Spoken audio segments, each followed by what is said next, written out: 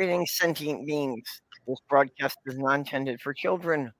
There will be strong language and adult themes. What are we doing with adult themes? Are there any adults here? I only said Adulting adult sucks. themes. I didn't say anything about panel members. Wait a minute. What are we doing with the? I see up in the corner live 5 hours, 0 minutes, 29 seconds. What the hell is the 5 hours coming from?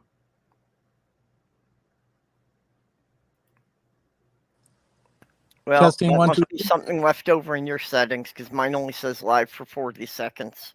Yeah. Testing. Okay, it's got to be me then. It's you. Got to be me. Yep. Testing. Yeah, we Jack, hear you. we can hear you. Who? What? Who's there? I had a phone call. Okay. We had wondered why your screen went blank. Let me see what we've got. So, anyway, Yes, dear. it is a bit of a somber time for me that yesterday, Amy, my beloved hatchback, got taken away. Oh, Hooray! did you have a? Hey, a she's been service? very loyal for 6 years. She took good care of us. She was a nice little car. Yep, she did everything I needed.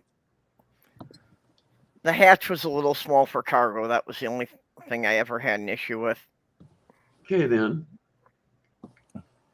And Although actually, really, she had an impressive amount of cargo space for a car her size. and she rides really well with 2 broken tire studs.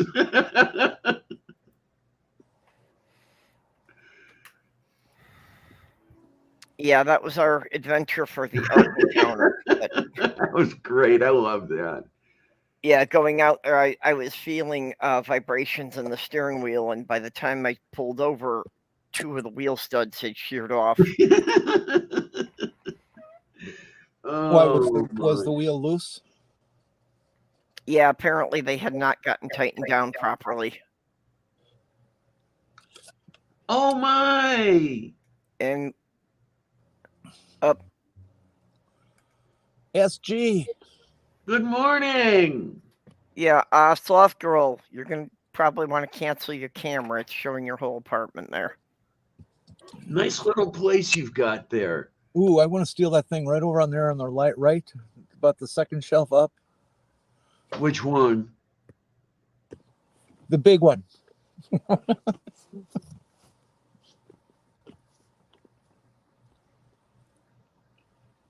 mean, God, there's all kinds of little knickknacks there. That's great. I love that.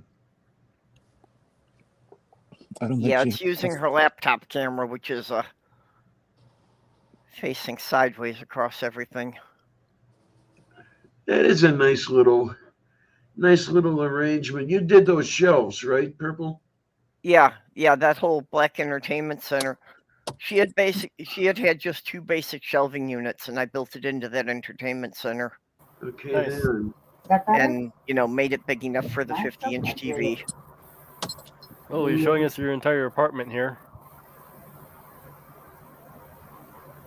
Yeah, the camera on your laptop is on.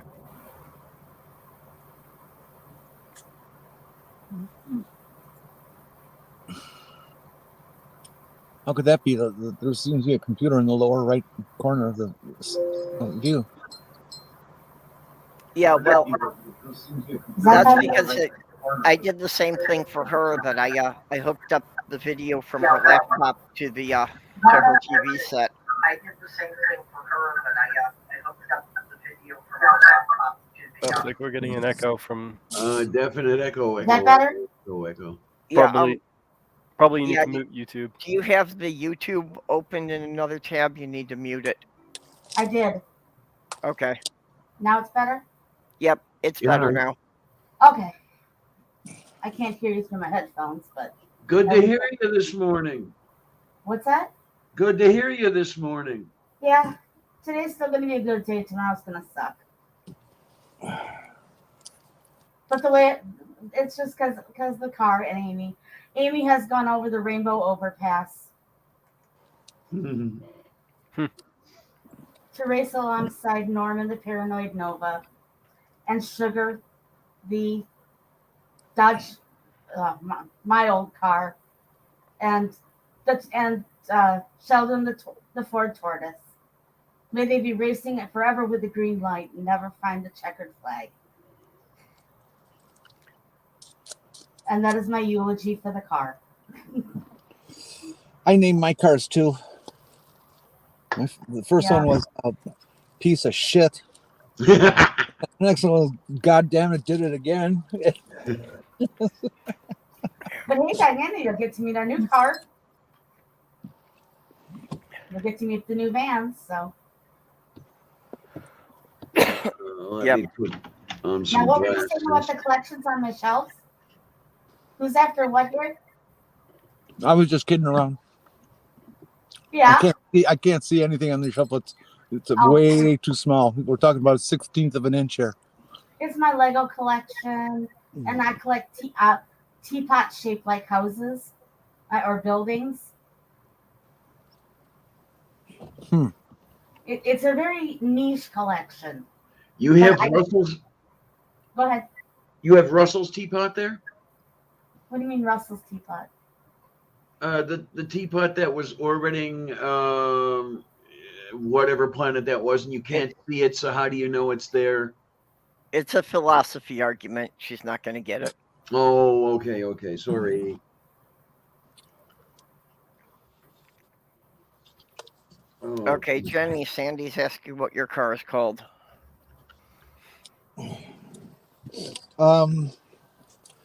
Whitey. No, I don't have a name for it. I've had names for almost all my cars. There was only one that I never actually had a proper name for. I just called her the Obstinate Beast. The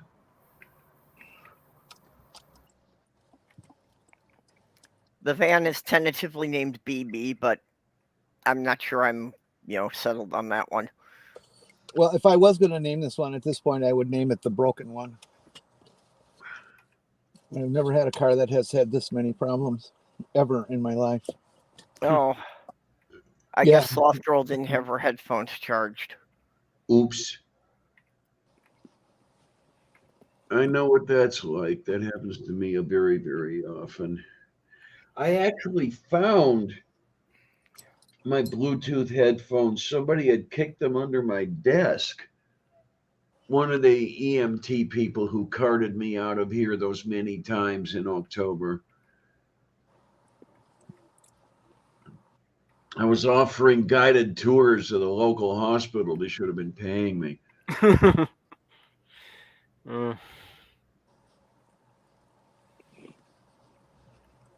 Nope, they just charge you. Oh boy, do they ever. Their emergency department wants somewhere between $13,000 and $14,000 a day. Yep. Yeah, I know anytime my fiance got taken to the emergency room, it was a minimum of $2,000, even if we were in and out. $2,000. Jeez, man, that's bargain basement. Well, like I say, that was a minimum if they didn't actually do anything. I haven't seen the bill yet for my stays in October because I was in hospital twice, about 10 days each time. So that ought to be a whole lot to see the itemized bill. Yeah, when Sloth Girl was in for surgery, we saw some things on the itemized bill, like the Tylenol were $10 each. Okay. Oh, that's cheap. Yeah, I was going to say that. Oh. Yeah, except that at Walmart, I can get a bottle of 500 for that price. Oh, talking about cheap in terms of hospital. Yeah. Well, and you know what the kicker is? The hospital probably got that stuff as free samples. Yeah. No, it didn't. Christ almighty. Oh, wait a minute. No. Okay, there's there. I need sweet stuff and I need coffee. Let's do that.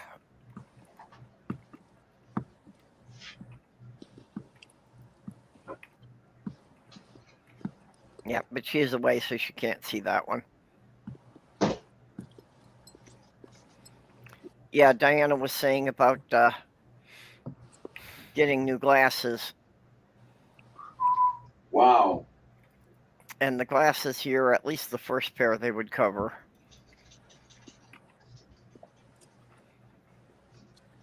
Yeah, because they wanted. I went for optometrist exam, 2 pairs of glasses. That was about $500 total.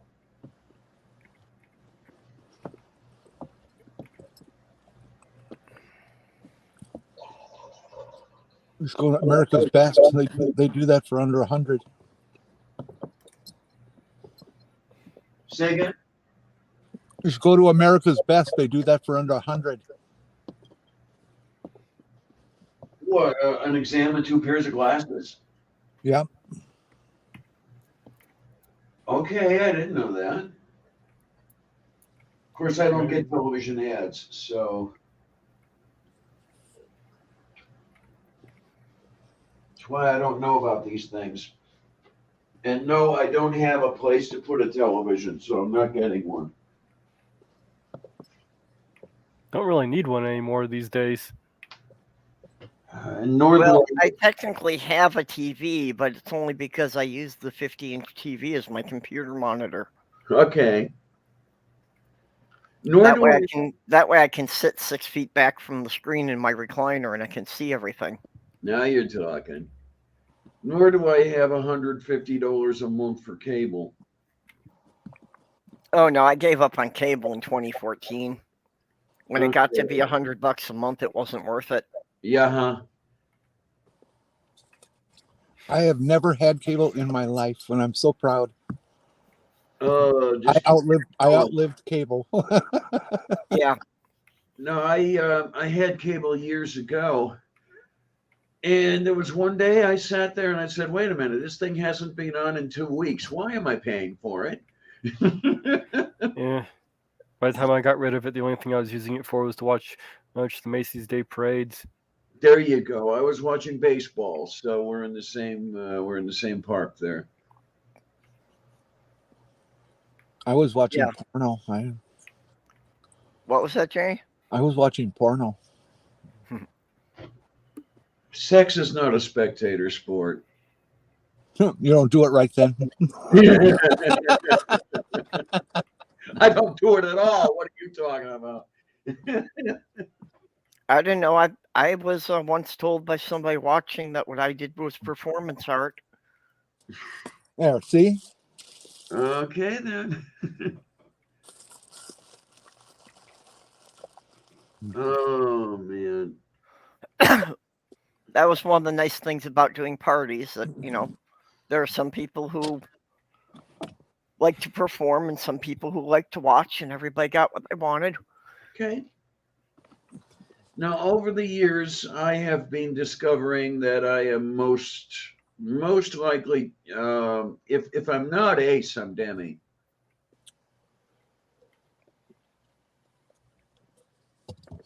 I'm just very, very, very unlucky. Yeah, well, that's the thing about that sort of thing. The chemo, and then I'm looking forward to the immunosuppressants. Boy, do they nail you for those. Yeah, those are expensive. Those damn mushrooms are amazing.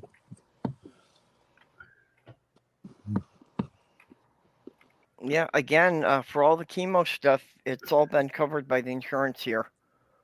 Sloth Girl hasn't had anything out of pocket for that. So all the chemo and all the drugs to combat the side effects and all that. She's not even doing co-pays on the prescriptions for that now. Why does it have to be so cold over there? It's not. It's freaking 35 degrees. That's cold. No, Yeah. it's not. No. Cold is when you have to open the cabinet so that the water pipes don't freeze. That's cold. Now, you got to remember, I'm old. I have old person syndrome, where the furnace is turned up to 85 degrees and I'm still in a sweater with, I call! Well, if you don't want to go there, we always have Florida. Oh, thanks. No, too red. Too red. Yeah, Florida, though, you can't survive the political climate. There you go. There you go. I don't know if I had to leave here. I don't know where I'd go if I had to leave here.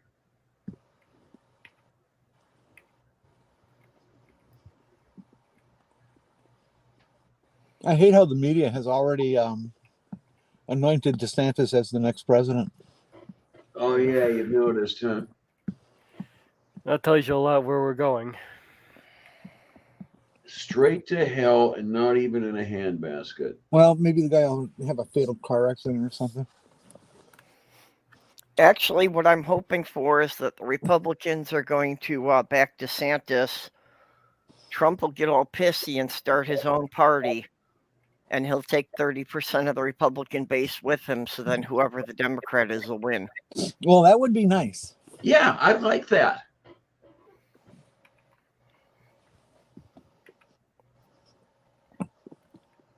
Hey, I heard the count for the House of Representatives was, so of course, still going on, but that the Democrats are up to 218 seats. We only need one to take majority. I'm hearing both ways, and I don't know what to believe. Well, of course, I never know what to believe. You don't get anything truthful out of anybody anymore.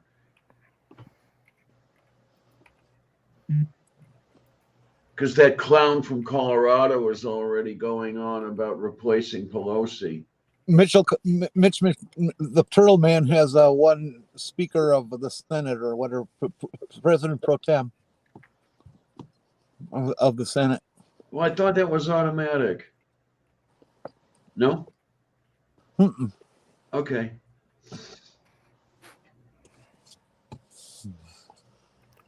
Got somebody new in the side chat here. If you haven't checked out her channel, Weird Thoughts. Oh, yeah. Thank you for reminding me. I haven't brought that up yet. Same here. Oh, man. There we are. We Weird made Thoughts. There we are. All right. Yeah, she just does rants on mostly politics, but different things.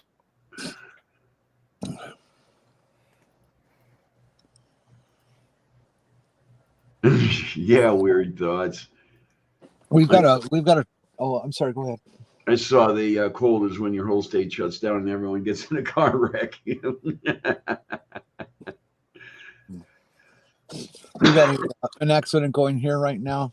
Oh no! A semi careened off a road, one of the most treacherous sections of road in the county. Yeah.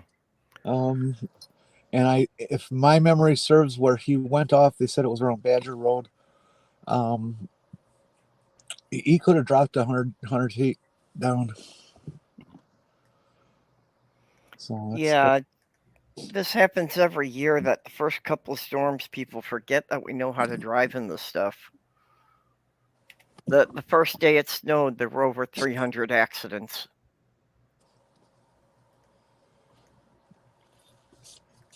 Yeah, it's like, yeah, people, we've done this before. This doesn't need to happen. Yeah, that's a very good idea there, Weird Thoughts. A lot more people should do that.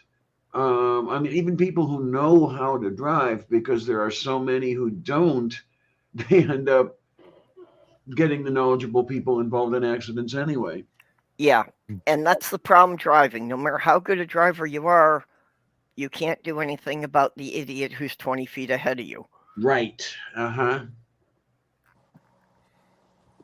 Sure you can. You can install rockets. Speaking of, the rocket got off the ground this morning. Yeah, wasn't it beautiful? Oh yeah, the Artemis. Yeah, that was nice. Finally.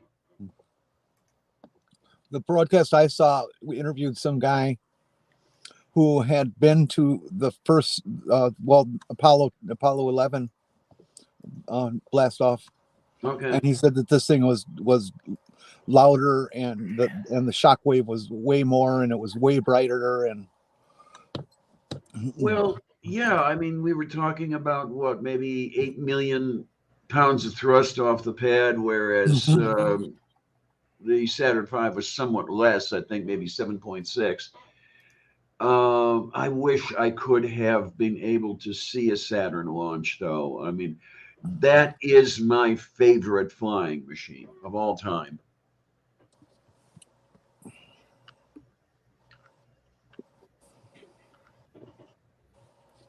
I always like the Saturn V, but I think it's kind of replaced with the SLS, and I think it's pretty cool looking machine. Well, I'm speaking nostalgically here. So what was this Artemis launch for? What are they putting up? Okay, this is a test. They're going to send unmanned the Orion around the moon, have it orbit there for a couple weeks, and then bring it back and check the heat shield to make sure it works. Oh, okay. So they're flying the Orion remotely. Yeah. Yeah, this whole thing, I heard two things, and I heard the other one more than the first one. So more have I heard it's a 26-day mission. I thought I heard a 42-day mission at one point. I heard 23, so with travel 26. Okay. Makes sense. Oh, thank you, Sloth Girl. Yeah, I mean, these finally fit. After I lost all that weight. Because the last time I was in hospital, I lost 10 kilos. They at the dialysis center, they were all telling me I wasn't looking so good, and I wasn't feeling so good. I put on about almost 10 pounds, so I'm feeling a lot better. Things actually fit, and everything's good, and yeah, I didn't feel like walking around here naked, so I thought I'd put on some jammies. Thank you. Yeah, I would be nice to you kids, not kill you. Well, I know how YouTube is about nipples, so. There you go. Yeah, terrible way to lose it. Oh man, I was feeling like shit. Have you guys heard about the new hate law that Texas is proposing? Which one? The one that was introduced a couple of days ago by one of their lovely state representatives. It is it will ban any performances that are in drag. Oh hell. Okay, now here's the horror, even bigger horror of it. The way they define drag would include any transgender person anywhere doing anything as little as, say, playing a guitar on the stage for one set at a bar. Jesus fucking Christ. The penalty for the facility who hosts the event is that from there on, the state charges them $5 per person that comes through their door for eternity. And the thing is that it's not going to get struck down. It's gonna be upheld all the way to wherever. Jesus. It's going to be unconstitutional. There's the Constitution does not define clothing, what a person can and cannot wear. It does not give the government a right to regulate that. Well, since when do the fascists care about the parts of the Constitution they don't like? Yeah, and okay, under that law, what do they do when a TV station plays the cartoons of Bugs Bunny and drag? Thank you. I was just about exactly. to say that. Exactly. As that little meme that's going around right now, it says, "We have been entertained by drag all of our lives," and it has these clips from every movie that we've ever seen that has drag in it, all the way back to Some Like It Hot. How many of those were watching and laughing at Milton Berle, for Christ's sake? Exactly. Well, I didn't. I thought he was absolutely atrocious.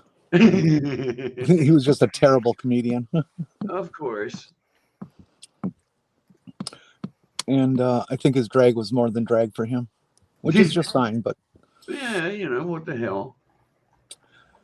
well, yeah, and okay, now how let's see how else does it work. Of course, the entertainer gets fined, but they're if technically because it's a performance, if a trans person happens to be speaking at a convention that has nothing to do with trans, for example, they're performing. That conventions will be fined and charged $5 per person who attended. And of course, the organizers are prosecuted in the end, and the person themselves. It's one of the most fascist hate bills ever to be written by anybody anywhere.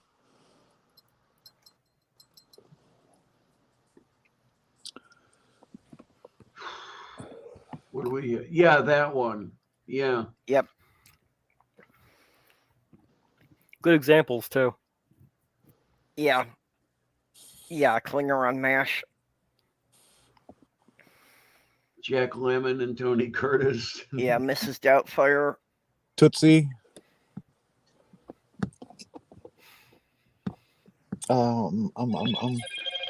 Dustin Hoffman made a damn good girl, I'll tell you. Yeah. Yeah, he was fairly pretty. These are only a few samples. He looked like he was not pretty at all. I'm sorry, I didn't think he passed very well at all. Well, to each your own. But it doesn't matter. It was just a movie. Mm-hmm.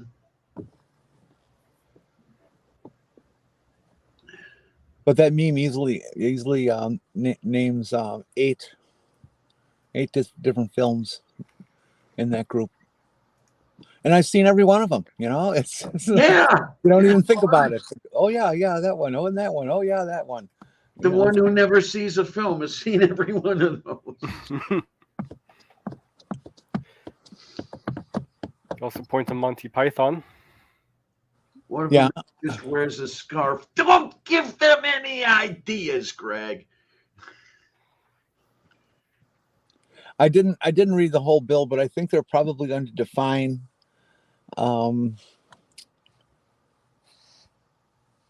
that your drag if you're not wearing 3 clothing items from your gender at birth. Fine. So that means we're going to have to check all these people's birth certificates too. I'll wear men's underwear and a pair of socks under my dress. There you are. Yeah, each sock counts as a separate item, doesn't it? Well, and why don't you just stuff your brow with a couple of pairs of jockey shorts? It doesn't say how you have to wear these items. There you go. Maybe there's a market for men's and women's bracelets in this. Yeah, am I in trouble because I'm wearing a bracelet, man? What about all the men who have pierced ears?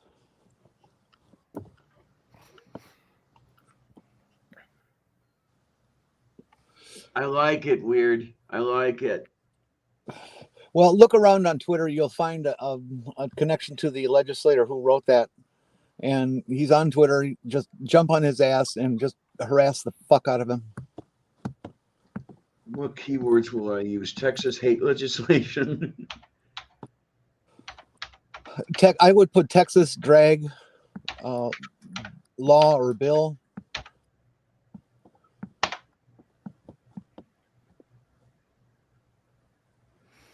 Well, okay, and they just said 3 items from your gender at birth. So doesn't that mean historically that's how it's been defined? Okay, doesn't that mean that then women could be prosecuted, like if they wore a 3-piece suit? Yes. Actually, if you read the letter of the law, yes. Yeah. Yeah, it does. Yeah, that's why this law is so ridiculous. Well, the one thing that I saw in an article a long time ago was if women wear men's clothing, it's high fashion. If men wear women's clothing, it's perversion. Yeah, that is absolutely true. I tell you, Weird, the look that some women present in three-piece suits is absolutely fantastic. What about every How girl do you ever look who that good? has ever stolen her boyfriend's oversized flannel shirt? You know, it's I it is have just so asinine. I have a friend who prefers wearing men's clothes. It's not has nothing to do with being trans or anything. They just feel it's more comfortable for them. Uh-huh. My sister was like that too. If you're a woman and you're working in a construction job or automotive job or something that's serious, dirty, hard physical labor, you're going to be buying men's clothes. You're not going to be buying anything made by Jordache. Absolutely correct. Absolutely.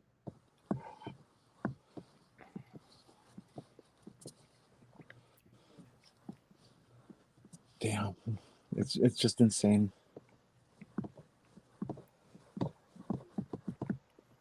And these fuckers, because they just and these fuckers, just because they won election, you know, are walking around strutting like a bunch of pricks, you know, thinking, oh yeah, we have a right to do all this because we were voted in, and this is what the people want. Well, no, some of your people want that, the majority don't. You know?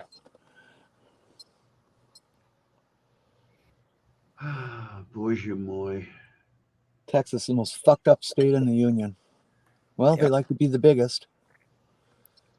You know, Florida's trying. Yeah, they're Florida's very trying. Florida I think we can all agree that Florida is still the country's biggest dick. Yeah, it does have that advantage. That's like 2 points right off the top. Yeah, you talk about Bugs Bunny earlier. What we need is Bugs Bunny to saw Florida off the rest of the country and let it float south. I thought he did that once. Yes. That's what I'm referring to.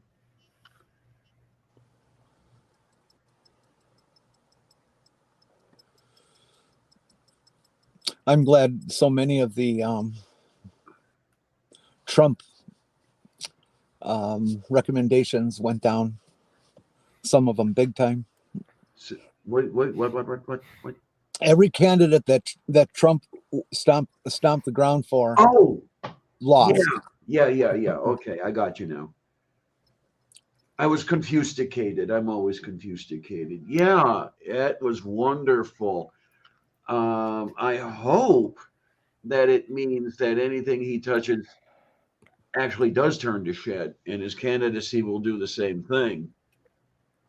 Well, a lot of people who were loyal to him are starting to turn, so I think, yeah, his time in the Republican Party is over. What'll be problematic, though, is if they all turn to DeSantis. Well, they will. Well, they will because DeSantis is popular. And that's all they care about is winning the next election. They don't care about anything else. Well, that's obvious. I mean, they're still putting Herschel Walker out there. Jesus Christ. Yep. Yeah, that's amazing. Just, God damn. I mean, a dead cat is a better candidate for Senate than Herschel Walker.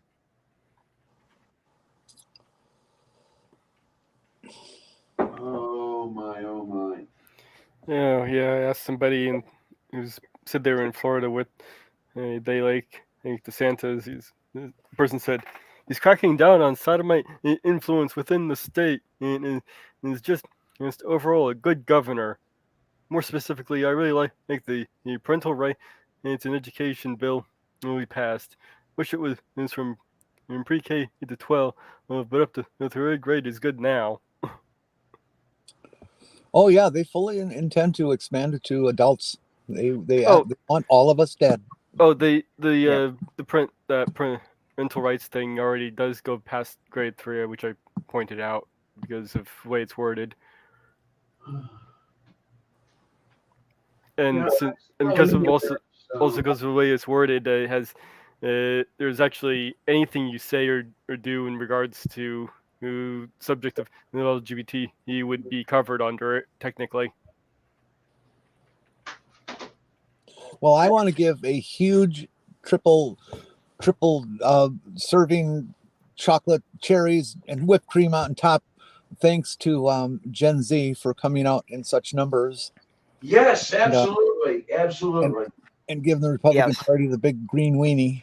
Oh, and just Yeah. for anybody who doesn't know, that's the parental rights education. That's the Don't Say Gay bill. Yep. Yeah, I don't know. This is the thing. I need to know where I can run if I need to. And no, Minnesota is still in the U.S. So, yeah, but it's a blue state. Yeah, and well, yeah, but none of that lasts forever around here. Well, it's not a guarantee anywhere, but for now, yeah. it But is. if you can't leave the country, this is going to be one of the best states to be in. Because I have a feeling I'm going to have to get my feet moving pretty soon. Well, and the full plan is still to get Canada to annex Minnesota. Be realistic. Well, I was wondering if the U.S. went into a civil war, if Canada might take in some of the states along the border. We wouldn't be so lucky as to see a civil war. Well, I tried to get Canada to annex Florida, but they told me, you keep that.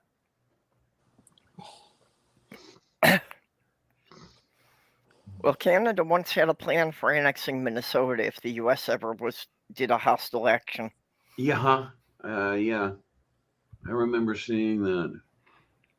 Yeah, it came out in some Canadian military documents that got declassified in the 80s.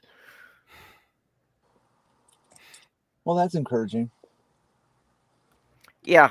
If the U.S. ever did a hostile border action, Canada was going to send a squad of tanks down to capture St. Paul and annex Minnesota.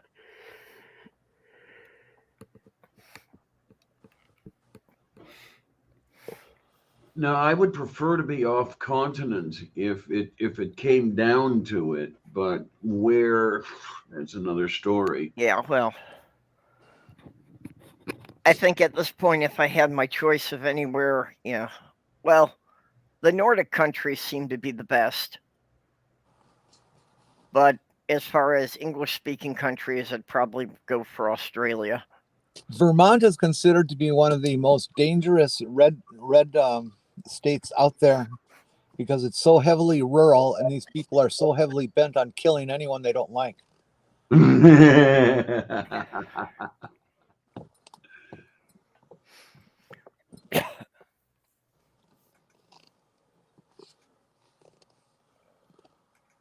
And all of you talking about, yeah, let's have a civil war. You don't want a fucking civil war. You really don't. How many dead people do you want to deal with? Didn't say we want one. As long as I'm one of them, I don't care. Yeah, but that's, again, the people who claim they want that sort of thing, they don't think about the fact that, people they know are going to wind up getting hurt. Family is going to die. Don't sugarcoat it. Well, there's where I'm lucky. I don't have a family. People are going to be shot to death, blown up into little pieces, tortured, raped, all kinds of shit that goes on in any war. You think it's going to be any different because it's America? No, it's going to be the most vicious, horrible, ugly thing you've ever seen. No, it's going to be worse because it's America. This is not the Shangri-La a lot of Americans want to believe it is.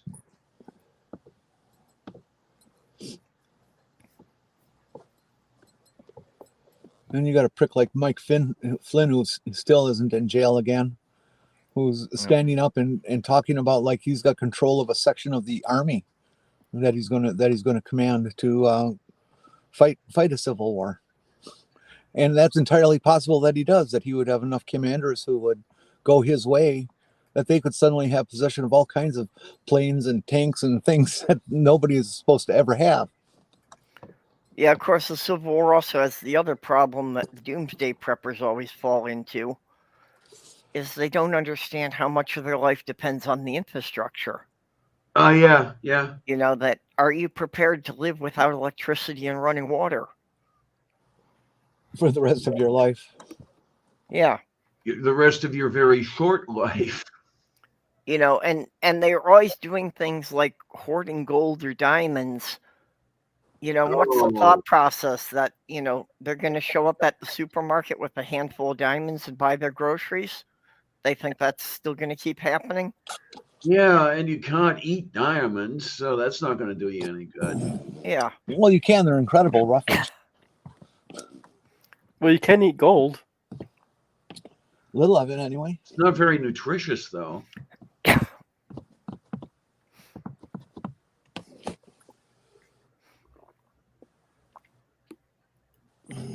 Yeah. Weird. That's the secret to a long life, is just to put off dying for a really long time. Mhm. And procrastinating is about the only skill I've actually mastered. So I'm going to be here for a while. So Weird, this is what we do all the time. Welcome aboard.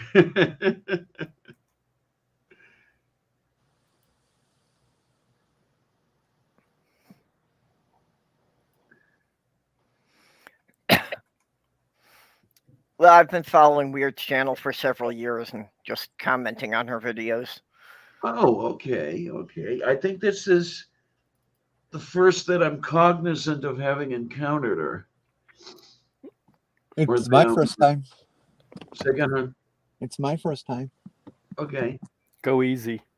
There you are. She also does a lot of pieces on mental health. What, that thing I haven't known in many, many, many years? Yeah, well, they're usually self-reflective on how her own state is at the time. Yeah, if I'm going to talk about mental health, it's going to be in the past tense. I'll tell you.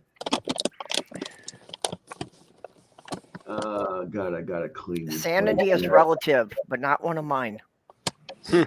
Yeah, none of mine were sane, I'll tell you that.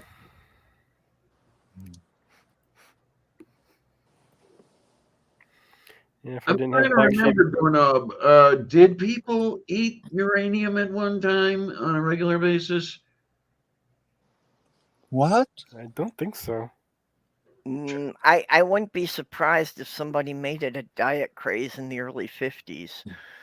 I mean, there were some pretty weird things that people ate. I know lead had a tendency to get into water and food. Well, it was sweet. Well, I know when I was a kid, I got a chemistry set that contained, I think it was a bit of uranium. It was some kind of radioactive element to do experiments with. Oh, was one of those probably AC Gilbert sets? Yeah. Uh-huh. It was probably radium. Yeah, radium. That's what I was trying to think of.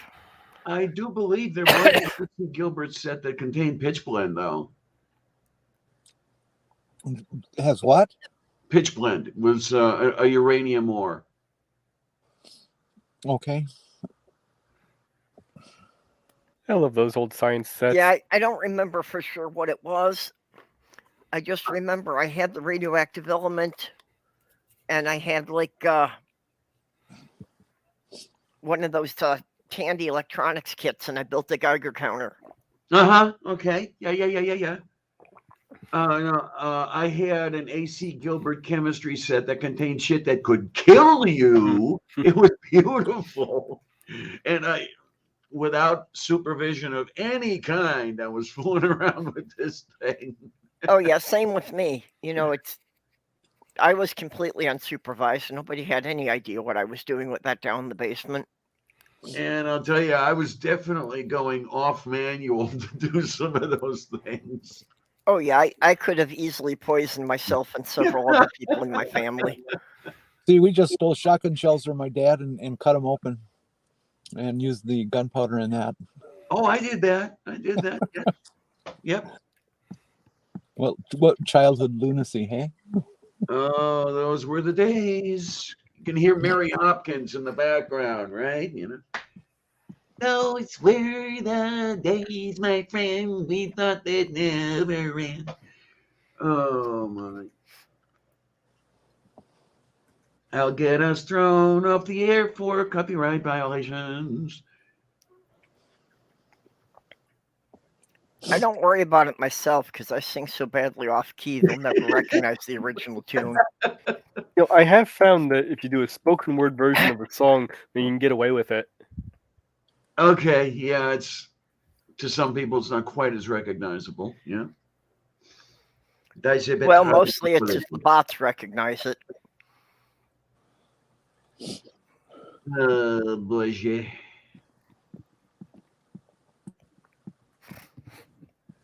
Yeah, what's this I see when I'm looking in the YouTube there, Purple? You say something about being on the road next week? What is all this? Yep. Yeah, next Tuesday and Wednesday I'll be driving down to Diana's for Thanksgiving. We should do a show from here. Well, I figured I'd be doing the Thursday night show from there. Okay, that sounds good. I like it. I'll even use StreamYard just to be nice to you. Oh, turkey night show? Okay. Yeah. Yep. I'm up for that.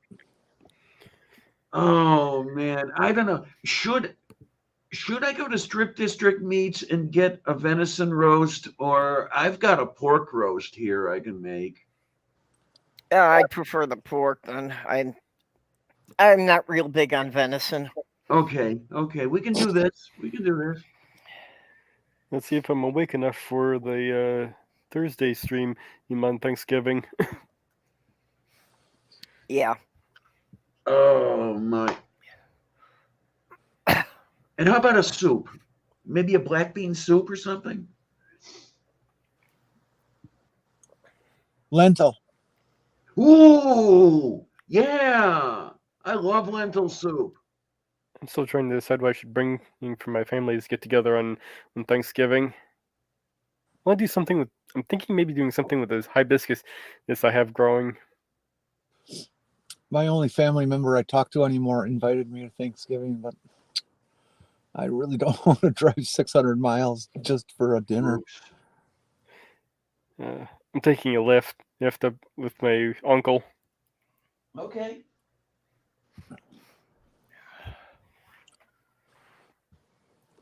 Oh my. You even offered to pay for gas. Yeah, it's just that 600 miles worth of driving. It's what, about 12 hours? No, that's round trip. It's about four or so, depending on the route I take. There's about 4 different routes I take for travel. That's different. I mean, I can drive across Pennsylvania without much of a problem, and that's about 300 miles.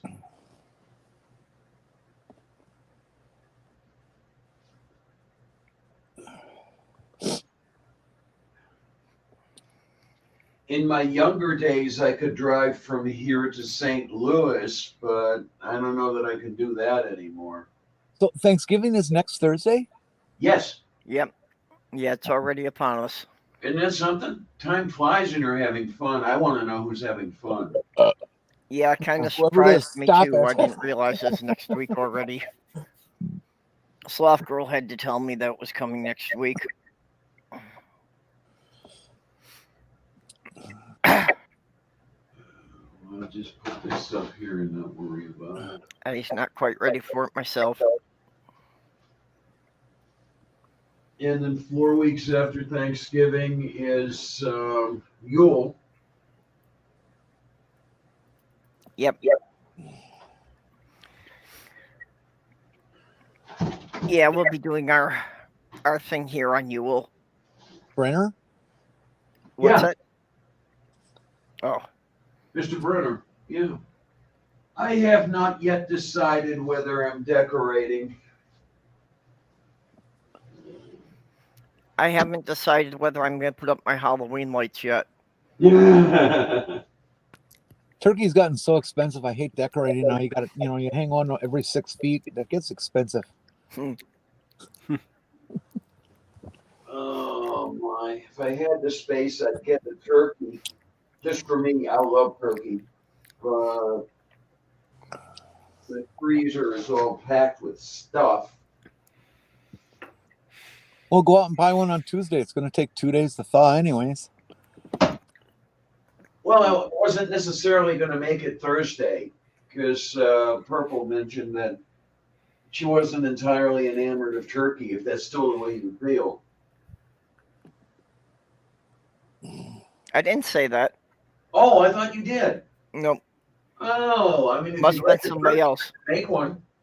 Okay, yeah, I was wondering why you were talking about the pork roast for Thanksgiving. Or go out and buy, 3 or 4 leg and thigh combinations.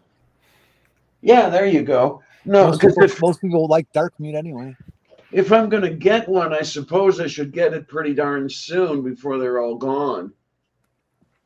Yeah, they are predicting there's going to be a shortage this year. Yeah, I hope they're not gone tomorrow because what I'll do is I'll take the stuff out of the freezer and eat it, and I'll stick the turkey in there because too soon to start thawing it today or tomorrow. Maybe Saturday I can start thawing it. Yeah, probably about 4 or 5 days in the fridge. Uh-huh. Yep. Let me look in there and see what I can take out. Well, that's why I suggest legs and thighs are far more compact.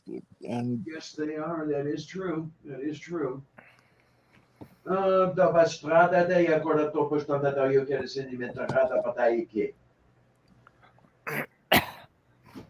And if anyone wants to know what I said, I don't know either.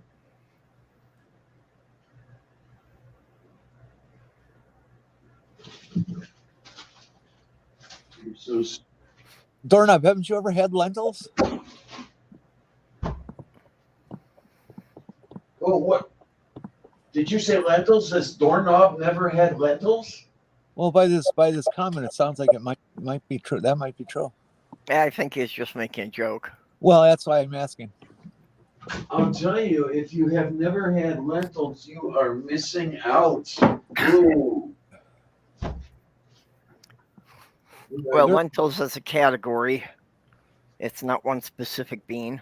No, there's all kinds of lentils. There's red lentils, brown lentils, green lentils. And those polka dot ones, they're expensive. Yeah, one of the things that we're going to have a feast while you're here, Purple, because I've got beef stew, I've got country ribs. I mean, one of the few positive connections I still have from my father is the split pea and ham soup. Yeah, that he made that up from the dried split peas. Okay, then. Oh, God, some of the stuff I've had up here for so long, it's not edible anymore. So I still make that. And that would be the thing that, Sloth Girl's not going to be doing a turkey this year, but, that's usually by Yule. I've done that with the turkey carcass from Thanksgiving. Oh. Although it's best if you can do it with a ham bone. Well, I wasn't listening. You talking about soup? Yeah, the split pea soup. Oh, God, yes. Yeah, it's best if you can simmer a ham bone in the slow cooker for a day and then make the soup. Yeah, me. Or just spill in a bunch of bacon grease. No, you gotta skim the grease off. My stomach can't take that much grease. Well, maybe you just need to toughen up. Oh, God.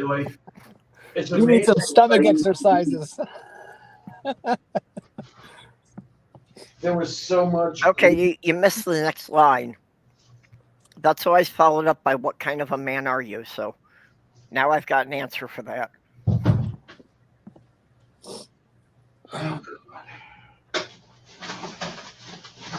can do here.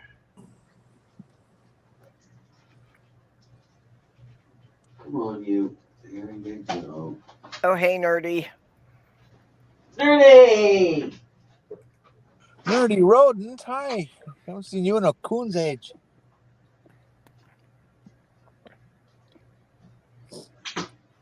And that refers to raccoons, folks. I'll try to stop using that expression, but it was commonplace back in the 50s and 60s. Yep. Well, what really gets me is the way people complain about things that simply sound like things they don't like, and that ruins a lot of language. Yeah. I think it's all a symptom of the hypersensitivity people have of being triggered. Yeah, People want to blame everybody else for themselves being triggered. Well, people have been getting triggered for thousands of years, you know. Uh-huh. You can't make other people responsible for your feelings. I mean, there's the thing about raccoons. There's the word that means stingy and cheap. Uh-huh. Let's Yeah. see, what else do we have? There are a million of them. Well, it's not just that word, you know. It's the whole language. It's, you know, read Twitter anytime. You'll run into 20, 30 people are giving you a CW content warning or a TW trigger warning. Oh, geez, yes. And then, you know, because they use the word suicide once.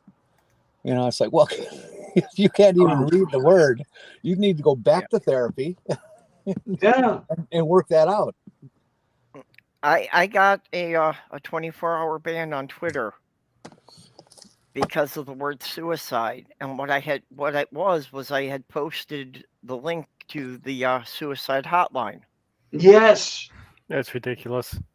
Well, I remember some years ago we had to be really careful. Back when the Goddles Island and I were still talking, we did a show on suicide prevention, and we had to tiptoe all around it such that we did not get a YouTube ban.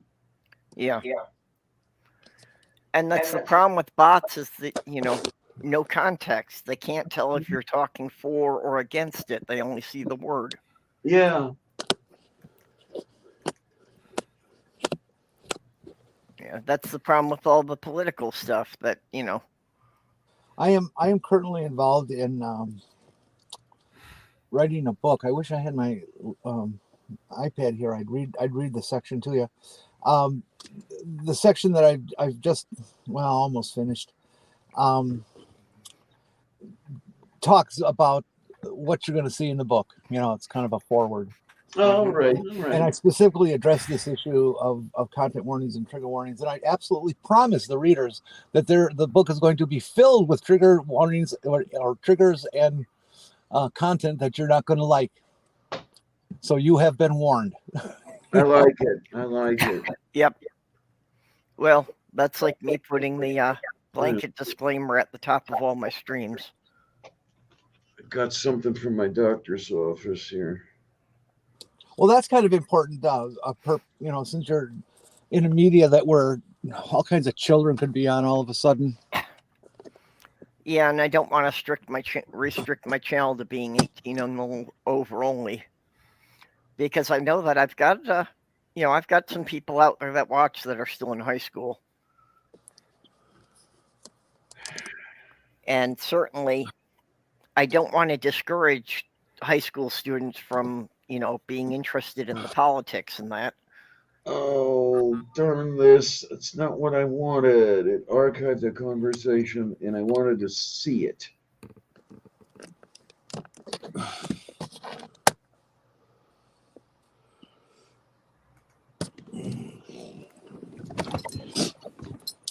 Oh. I'm going to go off camera for a little bit. I think I have a way to adjust this picture. Okay.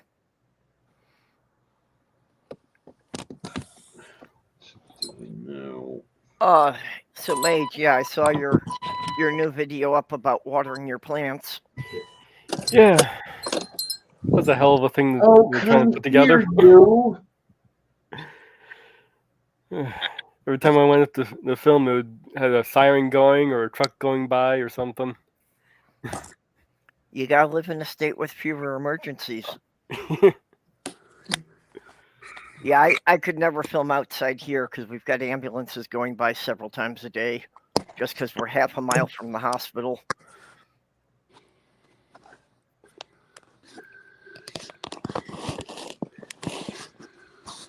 Oh, Not to mention, it's not uncommon to get the medical evac copters that come over here to take people from our hospital down to Mayo Clinic. okay, you guys, you're gonna have to tell me when this is aimed correctly.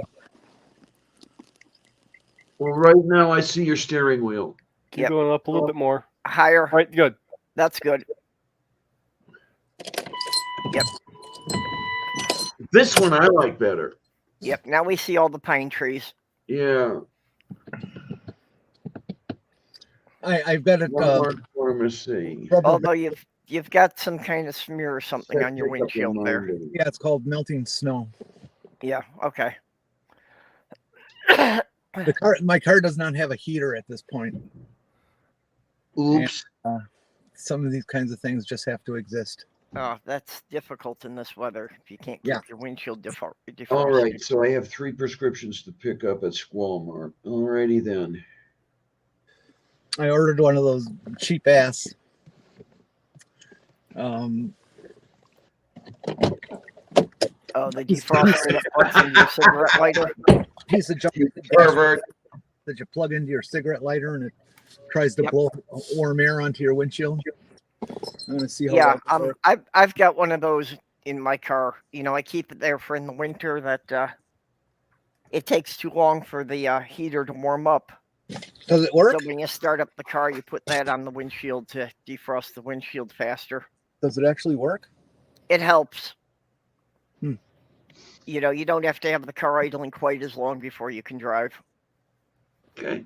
Yeah, the only thing I can do is like when I'm driving, if I'm going 50, 60 miles an hour, there's enough air pressure that it will push air through the heating system and into the cabin. As long as the heater core gets warm, which it does, I get some drift. And if the windows are closed after maybe an hour, it's relatively warm in the car. Yeah, unfortunately, if you keep the windows closed, then you're fogging up the windows. No, because I keep it on the defrost so it drifts up along the windshield as it comes into the car. Drops it a bunch of degrees, but keeps it clear. And the rear window has a heater in it, so. Hello? Hello. Diana said I should show up, so I did. I don't know. Is there a special thing going on? Hi, Kate. Nothing really special, just our usual show. So that was everybody at once. What? Nothing special. What do we have here? There's a good old Vector. I figure if I'm not going to actually be on camera, I might as well have more than just my avatar up. And Vector is occasionally actually interactive, so why not? Why not? Good to see you, dear. You heard Not his name. Vector Sigma.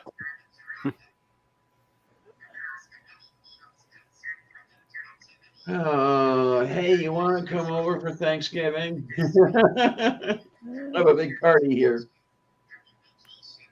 Well, is that like this? Is that tomorrow? No, it's next week. Next week, okay. Give you time to drive. I can't keep track because, my family's scattered all the hell over the place, so it's not like we have big old get-togethers. Yeah. Jeez, Well, I'm going to be doing Thanksgiving with Diana, and then we're going to be doing Yule here with Sloth Girl and her kids and all their friends. Oh, yay. Oh, Go on. Then for a little Christmas, we're going to go back up to Michigan to see my family. They used to have what they would call orphans Thanksgivings and orphans Christmases in Seattle, at least in the goth scene, where it's like if you didn't have to have dead family. It could just be that they're not anywhere near you. It was just like everyone who has nowhere else to go, you go here. Yeah, I knew some people who did those around here too. Although Yeah. most of those around here were for queer people whose family wouldn't want to see them anymore. Well, Oh, I mean, let's Could face work. it, there's plenty of overlap with that and the goth scene. Yeah, okay. Okay. Yeah. But I've only been in Vermont for a couple of months. I don't have that network yet.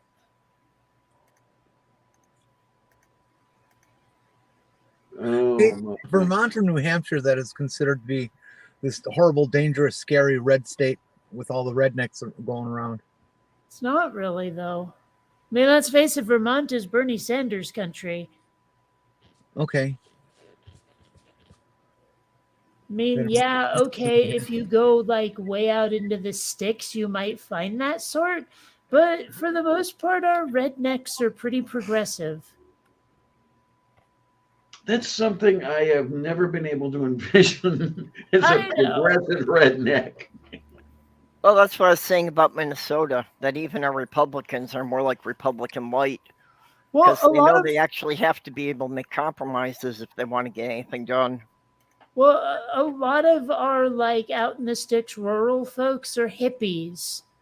Like even if they till the soil or whatever, you know, so like they I guess qualify as rednecks, a lot of them are, you know, like living on communes and shit. So, I mean, you know, the progressive rednecks. You know, I could actually, if I did it right, I could take a commune. The problem is everybody wants me to go where it's cold. Well, you see, Well- Minnesota, we can't have anybody get too extreme because there actually is a realistic chance of getting beat up by the Green Party. Okay. We, Well, we've if got you- a couple of Green Party members in our state assembly. You know, if you're like I said, if you're worried about the cold, you've got hell. I mean, Florida. Yeah, and you've got like Ron DeSantis down there. Yeah, buddy. I mean, I don't know that it's necessarily going to turn into some sort of like, you know, authoritarian Christo-fascist hellscape, but only like it won't be for lack of trying. Mm-hmm. Well, he's pissed off Disney, and they've actually gone back against him a bit. So I was kind of curious to find out who had more power down there, the government or Disney. Yeah, I mean, like now I have to choose because I'm fucking pissed at Disney too. I mean, look at what they did to Star Wars. But at the same time, I do kind of want them to kick DeSantis's butt.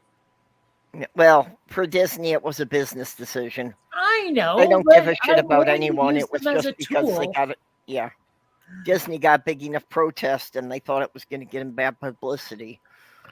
Well, They should really contact all the viewers and fans of you know, like Cinderella before they make a second one, so that they can, you know, get exactly what people want in there and nothing else. Or I kind of would like it if the world would give me what I want and nothing else. That sounds lovely. or just stop making these useless movies that nobody wants. Yeah. You know, Well, it's funny you know, how they might that's try- true that like Vermont is one of the whitest states in the nation. And yeah, it's also one of the most tolerant too. And I've often wondered why that might be.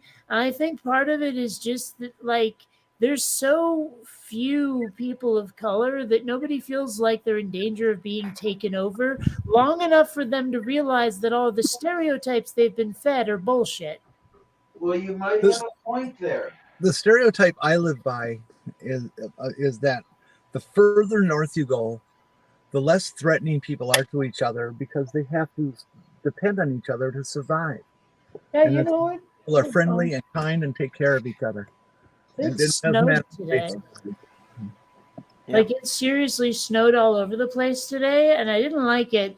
But yeah, when it's that cold out, you kind of have to count on other people sometimes. Yeah. I mean, have you ever been stuck in a bunch of snow and you're spinning your tires and total strangers come by and push you out? Yep. It's happened. Not in a long ass time because I haven't lived here in 35 years, but it's happened. You know, I was actually at like a gas station. A part seemed to be falling off of my car. Right. It turns out my dad had broken it, and he was planning on replacing it like in a couple of days. But I didn't know what the fuck was going on. All I knew is there was a scraping sound. So I pull off the highway. I stop at this like convenience store, and like these dudes who like don't know me at all are just looking at what I'm trying to fix, and they go, "Oh yeah, I know what that is." You know, like you're gonna have to replace it, but for a temporary fix, go get some zip ties. There's a hardware store, you know. And I'm like, these people are so freaking helpful. This would never happen in California or Florida. Well, I wouldn't know about that part, but I'll take your word for it. Well, Yeah, you I might have run no idea into about California. you might run into a good mechanic if it would tell you that kind of thing. No, it's not a matter of knowing. It's a matter of being willing to stop and chat with a stranger. There's always good people in even the reddest, most hate-filled state. You know, that's an absolute true. But it just seems, you know, like I'm in a colder area of the north now than I was living in Milwaukee, and people seem just a little bit friendlier here. You know, it's just weird. Well, I've been to Minneapolis, they're just super friendly there, and I can't imagine what it'd be like if you go to Duluth. Everybody probably sleeps together. Well, you know, Well, I mean, Minnesota I love nice. telling the story about how, you know, I'm living in San Diego and I'm going into a business, someone's coming out, so I hold the door open and step aside so they can, you know, fucking leave. They give me a dirty look. I don't get Right? that. Like, what the hell is your problem? I'm like, dude, Yeah. I held the Yeah. door open. Why was I shouldn't be getting shit for that. You know, it's like California's weird. People are stuck up in a way that's hard to describe unless you experience it for long enough. Yeah, Minnesota nice is a stereotype that there's actually a basis to. You know, that people around here pretty much, you know, they are willing to help out neighbors and strangers. And, you know, people will just randomly wave to strangers coming and going. Yeah. What happened to my measuring cups? Damn it, I can't find them. Which one of you took them? I think Jeff came in and confiscated them because they weren't metric. Okay, but they are. They are. That's the thing. Well, I don't know. I find myself even more motivated to be polite to other people when they're polite to me. Imagine how that works. Yep. It's amazing, isn't it? Yeah. I never have to open the door myself if another person's there because I'm a cane and I have gray hair. Oh, fair enough. It amazes me, since I transitioned, it amazes me how many white-haired gentlemen have offered me their seats on the bus. Huh. Bus? What's that? It has wheels and a lot of people sit in it and you go different places sometimes. And the wheels on it go round and round. Yes. Oh, yeah, I've heard that song. Sure. Yeah.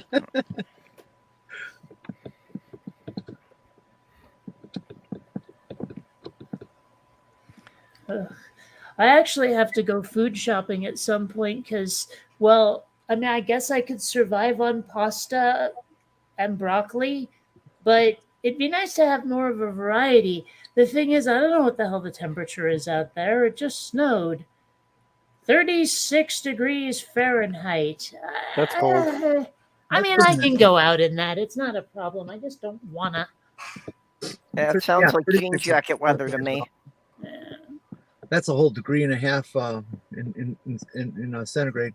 Yeah, if it's above freezing, I'm just wearing my jean jacket. Does anybody use that term anymore? What? Centigrade. I hear it from time to time, mostly from older folks like my parents. No, that's me. Okay. Yeah, I still use Celsius and centigrade interchangeably. Yeah. I still enjoy describing Fahrenheit as freedom units. It makes me laugh. Yeah. That is funny. That is very funny. I think centigrade is just a cooler sounding word. So it's like with my favorite animal out there, tardigrades. You know, they're related.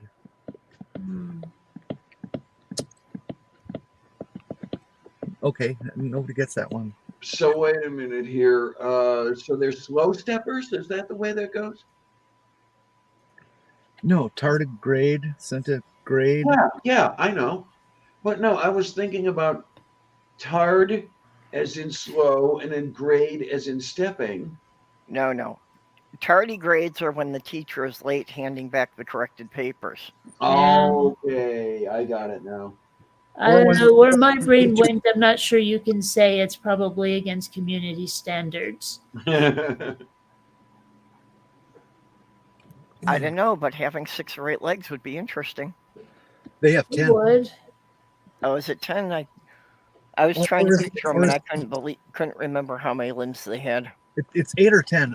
I think I'm wrong. It's 8, but it's one of those two. We have a guy out here who's a farmer who does spectacular corn mazes every year. They always get national press because they're so complex. And he did a tardigrade as a the template for his maze, and from the air it looks really freaking good. It's just a dead-on image of a tardigrade. 8 legs on a tardigrade. Yep. Yeah, I was just gonna say that according to National Geographic, there are 1,300 species of tardigrade, and they all have 8 legs. Okay. All right then. Somebody look up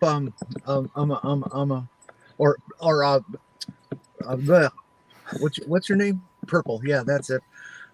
Look up tardigrade corn maze and see if you don't get, you should get a picture in images right away and share it with the audience. Give me a minute. I'm on it. You know, I forget who said it or already posted the found meme it. or Lodi, whatever. Wisconsin.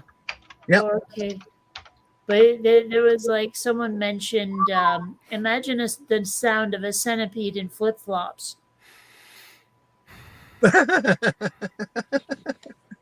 And there's it returned a bunch of images, and another one is a trilobite, and oh my word, that is amazing.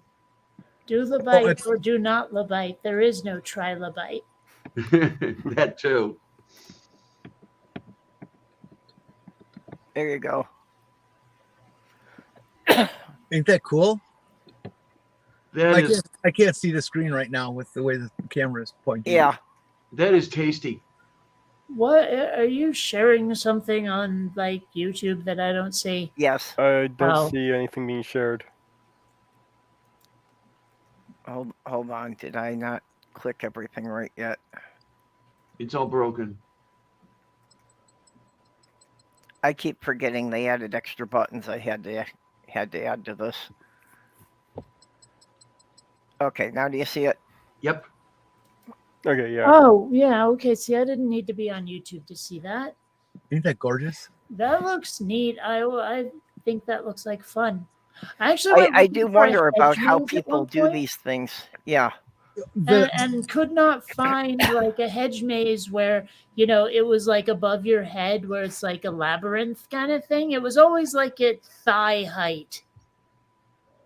Okay, yeah. But a corn maze, you know. His wife does all the designs, and she does the designs over winter because how they do their maze. A lot of places have mazes. They take their cornfield and they just cut down a path through it. These guys plant it in the shape of the maze. Oh, Okay. It's a maze from as soon as the green starts to show. Neat. Now I want corn. I imagine they use GPS somehow. Well, I mean, just think of the way the Nazca lines had to have been laid out. You can just advance that a couple thousand years in time. The what lines? The which lines? In Peru? The Nazca lines in South America, you know, the way you had the drawings. Yeah. You say Nazgûl? Nazca. Peru and Bolivia and different. Sorry. Every time she says it, someone's talking. Say it again. Nazca. Okay, thank you. Yeah, I think it's Nazca. I think. There's the So tribal how light. big is this exactly? They're like the effigy mounds in Wisconsin, except they're into the solid flat ground and they're huge. Yes. They're hundreds of feet big and miles long, some of them, and straight as an arrow. Yeah. Like, seriously, how big? What are the dimensions here? Literally hundreds of feet long, some of them. I gotta look. Well, I mean, because like I'm just wondering how long it would take to complete. Oh, it probably took a very long time. I mean, it would be fun to run like some sort of fantasy LARP in that. I'm just saying. I mean, how often do you get to actually do like Dungeons and Dragons in a dungeon? And while it may be a dungeon made of plants, it's still like a confined space that you can't normally find out in, meat space. Oh yeah. Okay, now according to Wikipedia here, the Nazca lines took about 1,000 years to complete in their entirety. 1,000 is a lot. Yeah. Wow, how do you? Well, especially when you consider at the time, life expectancies were a lot shorter. So think of that as how many generations. How do you keep a people that interested in something like that? That's what I wonder about, is that for a multi-generation project, how do you keep people motivated, when you're 4 or 5 generations down and the people who started it aren't even alive? Well, I'm wondering if they were talking to the gods when they did that stuff. Yeah, there was probably one of those things where it's like passed from family to family, that it's a tradition or an obligation that we have to do this just because it's built into our society kind of nonsense. Either that, or I've just been watching way the hell too much Babylon 5 again. No, I think you're right, Kate, that it just becomes something that this is what our life is, that we do this. This is what we are. Okay. Yeah. That And makes according sense. Is a thing of our order, According to this thing, the Nazca lines in their entirety cover about 50 square kilometers. And some of them are really beautiful. Yes. Yes, indeed. And this is where they have those automobile races. That's NASCAR. That's a little different. No, my ex was into that Sorry, stuff. I'll just see myself out. No, that's Alabama. Oh God. They don't talk right and stuff.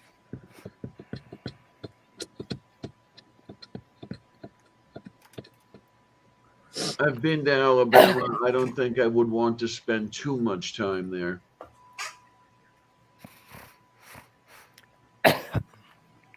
I haven't been to Alabama, but I wish the space center wasn't there. Yeah, well, I was to Huntsville, and I think that's probably the lone, what's the word I'm looking for? Refuge of sanity down there. I don't know. I think the closest I've gotten is New Orleans, and it's not even in the same state. The closest I've gotten is Kentucky. Well, I've been to Kentucky many times, yeah. And I start sweating and get very nervous. So the existence of Kentucky implies the existence of Barbie-Tucky. Uh-huh. Sorry, I think it every time someone says the name of the state, okay? You only have to endure it like once every couple of years, so suck it.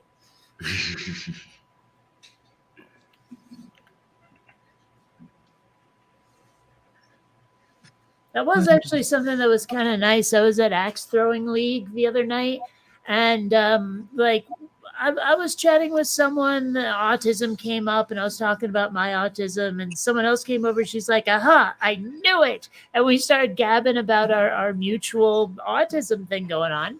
you know. And at one point, she said something that made me feel so vindicated. She was like, I'm not making excuses. I'm just explaining. And the number of times I've tried to say that to people in my life where I just wanted to Yep. be heard, I was like, I was explaining to you where my brain went, what I was attempting to do. I just want to know if it makes sense, even though it failed. Just, you know, like that. And people hear me saying those things and take it as me trying to like mitigate any blame or whatever. I don't know. But it sounds to them like excuses, and it's not. And it was so great to hear someone else like lamenting that same thing. I'm like, finally, it's not just me. Where did my measuring? Anyway, that was nice. It's always good when you find people who are well, we're not exactly the same, but the same when you spent all this time thinking you're the only one on the planet. Yeah. I'll never forget the first time I Okay. saw anything about an actual transgender person in media. I don't see the other. I know. I think the first time I heard anything about that was Boy George. Yeah. Like, I remember watching like one of those like Solid Gold or whatever shows, and Boy George was on there, and I was like, "Why does that lady sing funny?" And my parents explained it to me, and I was like, "Okay." So that was like the first time I learned about anything like that. My whole life has really been a whole series of discovering that, oh, there's a word for that. I'm not the only person with that. Although there is something I cannot find a word for. Like vestophobia is fear of clothing or an aversion to clothing, but I can't find specifically formal clothing. Like apparently I'm the only one who has an aversion to formal clothing. I also have an aversion to formal clothing. Oh, I have an extreme aversion to neckties. I But then actually again, got growing up with 3 people trying to put a noose around your neck every week. I actually got out of jury duty by telling them I don't own business casual clothing. Really? Do keep that in mind. Yeah. Well, I mean, it was in the guidelines. It said, you know, when you show up, please wear business casual clothing. I'm like, I have jeans and t-shirt. If that's not good enough, fuck you. And It they never were like, occurred to all me right. that that would be something that was a requirement. They always boot me out as soon as they find out I've got Tourette's. That's kind of a blow. I don't know. I imagine like autism or ADHD could get you out of it too. It's like, dude, I'm gonna lose track of what people are saying unless it's super exciting. Like if this trial goes like it's the movies, okay. But if it's like, I don't know, some weird petty little thing that I don't give a damn about, you might lose me after a while. You know? Yeah, Doorknob, if you could do a language app that would do that, I'm sure that would be very popular. What's that? Do an app where there's a word for that. Well, like, I would imagine part of the aversion to formal clothing is like comorbid with the compoundophobia, the fear of buttons, the aversion to buttons. I hate them so much. I tell you, you've got so many conditions I've never heard of. You're a virtual library. I love it. Yeah, well, you know, it's just it's kind of weird, like this at this point in life, finding out exactly what's wrong with you, or at least what's different with you. Okay. Yeah. Okay. Well, I had the same thing, that it wasn't until I was in my 30s and 40s that people actually started properly diagnosing these things. You know? Now, I remember the first time, like, I got an AD. Well, I don't remember if they diagnosed me with ADD or ADHD, because every time I would ask, it would fucking change. Yeah. So, but it's one of those. And apparently it often comes along for the ride with autism. Like it's often you'll find an autistic person with ADHD. Yeah, ADHD and autism are frequently comorbid. And I think it's to the tune of like at least 3/4 of the people on the autistic spectrum have some kind of ADHD.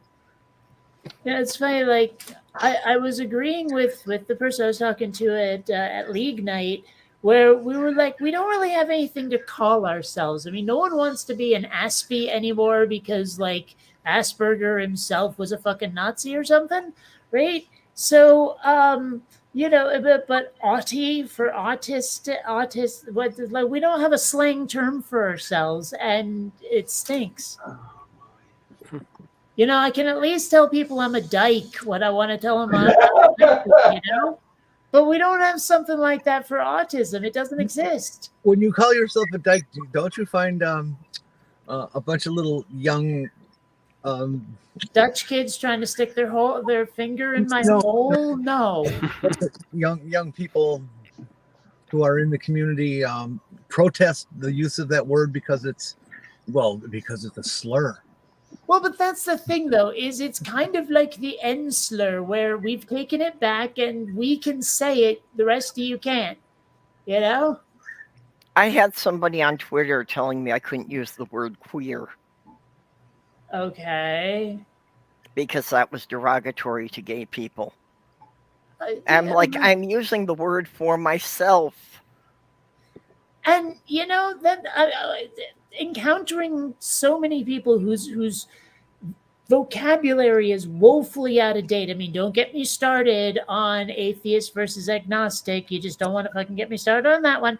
But there's also like just the various slang terms, like we're saying, is some people are offended, other people are like, yeah, but we've been using it in this completely non-offensive way for ages. Like we took the word back. It's okay to say it now as long as you're doing it, either ironically or like self-referentially kind of thing. And trying to explain that to some people, they're like, but it's been a bad word my whole life. I have to keep treating it like that, don't I?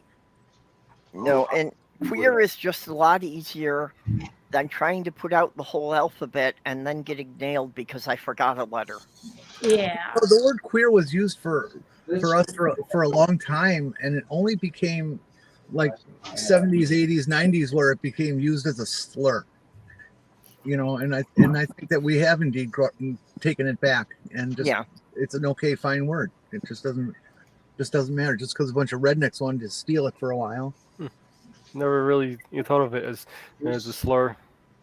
Oh, they used it as a slur constantly. Mm-hmm. But I mean, nobody really used it to mean gay, though. It was just what you called somebody. Like, the meaning of it and the word were completely disconnected. It could have been blarg, and people still would have used it. Like someone screws up, oh, come on, you blarg. It didn't matter. Like the connotation wasn't even there when people were using it. At least when I was a kid. That's true. That's true. It definitely was a completely neutral word for some people in the past. But I mean, not that that's any better. I remember in what was it, like the 90s or early 2000s, when gay was just a bad word. Like oh man, that's so gay. That you remember that? Yeah. That really pissed me off in those days because it was mostly young people that were using it that way, and it just pissed me off. Like, damn it, you punks. I got in an argument in one of my hobby groups because I objected to a guy who kept using it like that. Mm. Yeah, but I mean, at this point, like, since everybody and their hamster seems to have decided to use, LGBTQ plus GLBT, whatever, at this point I've gotten to where I'm like, okay, it's LGBT, WTF, BBQ. At that point, I'm covered, I'm sure. What does that all stand for? WTF, what the fuck, BBQ, barbecue. Oh, okay. Yeah, I was just like, I figure I'll add all of that to the end of it. If that doesn't cover it, nothing will. XYZ. It does annoy me. Oh, look at this. It does annoy me to no end when like a media person or and it's always a redneck that's doing it. says, oh, well, LGBTQ, whatever the alphabet is now. And, it's like, well, fuck you, mister. If you can't even, if you're too lazy to even work with your tongue, you don't have any business being on media. Well, it doesn't help. You can get in trouble with your own side because you haven't kept up with the latest variation. Like someone got on my case. I was like helping someone out arguing that trans issue, right? And someone got on my case for writing trans woman as one word, which everyone had done for like decades. And then all of a sudden, like, oh, well, J.K. Rowling and her ilk do that. So now you have to put a space between trans and woman. And I was like, when did that start? Because I never got the memo, but all of a sudden I'm in trouble now with the people that I'm like, that I agree with, because I did not, like, I didn't know that it had changed. And this is the problem with the left. And nobody should be prosecuting you for that. They should, offer you the information and correction and just go from there. That's again the pettiness and the triggers and content warning that I complain about, is that people are just way too fucking sensitive and responsible for their feelings. If it looks like I've ducked out over the years, this is why. It's that I'm just tired of the way they want you to keep up with whatever happened 3 minutes ago, and they give you shit for not having done that and everything. Yeah, well, and the language is one symptom of it, but it's something that, I've been saying in the queer community since the 80s, that you need to stop alienating potential allies. Yeah. But I've gotten in trouble for saying that kind of thing too. Mind you, not necessarily around queer issues, but still I've gotten in trouble for saying that to people who no, I'm not going to be friends with my oppressors no matter what. It's just like, you can't talk to some people. Oppressors are one thing. If you have people who have not expressed an opinion one way or the other, those are potential allies if you don't piss them off. No, but see, that's what I'm saying, though, is that they were basically as prejudiced as the people that they were pissed at, because it didn't matter, like if you had the wrong color skin, you're automatically a bad guy. Yeah. But this was the minority doing it. Like they were basically, check your privilege, no matter what you said. Yeah. And it's like, I want to, like, we have similar goals. We just have a complete different idea of tactics, and well, apparently never the twain shall meet. No. Yeah, and well, it's a big part of the divisions, and the conservatives love to promote these divisions because as long as they can keep each minority group isolated, none of them have enough power. If minority groups start joining together as a voting bloc, the conservatives know they'd be in trouble. We do need, though, to police ourselves better in terms of overreacting to language. I was a transsexual for 35 years till I got re-involved with the community, and then all of a sudden I was accused of saying a slur. Wait a minute. It's what I've been for half my life. What are you talking about? And then transgender. Oh, all right, fine. But it's still a silly thing. In my day, the word transsexual, the biggest argument about it was whether or not it had one or two S's in it. Yeah. Well, the thing is that, just as near as I can tell, for certain people, transsexual makes far more sense, just literally, because your gender didn't fucking change. Your body changed. Your sex changed. Right? You're not transgender because your gender is staying the same. Yeah, we are what we always were. It's a good argument. Nowadays, there's people are trying to. It's morphing. It's definitely in the morph morphing period of its life. The word. People are starting to use it now as that if somebody is transgender and they've gone through all the various surgeries, then they're a trans. Well, I mean, why not just genderqueer? I see what that means. That's why. Well, I mean, because then you got the people who are non-binary or whatever, or who are non-op, where it's like you get all those people with a certain kind of gender dysphoria who are going to be doing completely different things about it, but you still put that gender stuff under one umbrella. I mean, because that's always been my thing with when we argue about whether someone's an atheist or an agnostic, or now whether someone is this kind of queer, that kind of queer. I always look at it as taxonomy. No judgment, no nothing. Just find the things that are most related and put them in categories and subcategories. So when you say the word for that, people will know what you mean without a lot of extra explanation, right? So, you get the people who are one flavor or another of genderqueer, but who may or may not alter their body because of it. I mean, do you see what I'm saying? Yeah, I do. I do. Okay. But at the same time you have people, complaining about you as what word you use for me. This is what you should use. And then you start using it and other thing. Then the other half of the group comes and says, well, you're labeling people. They tell me this is what I should refer them as.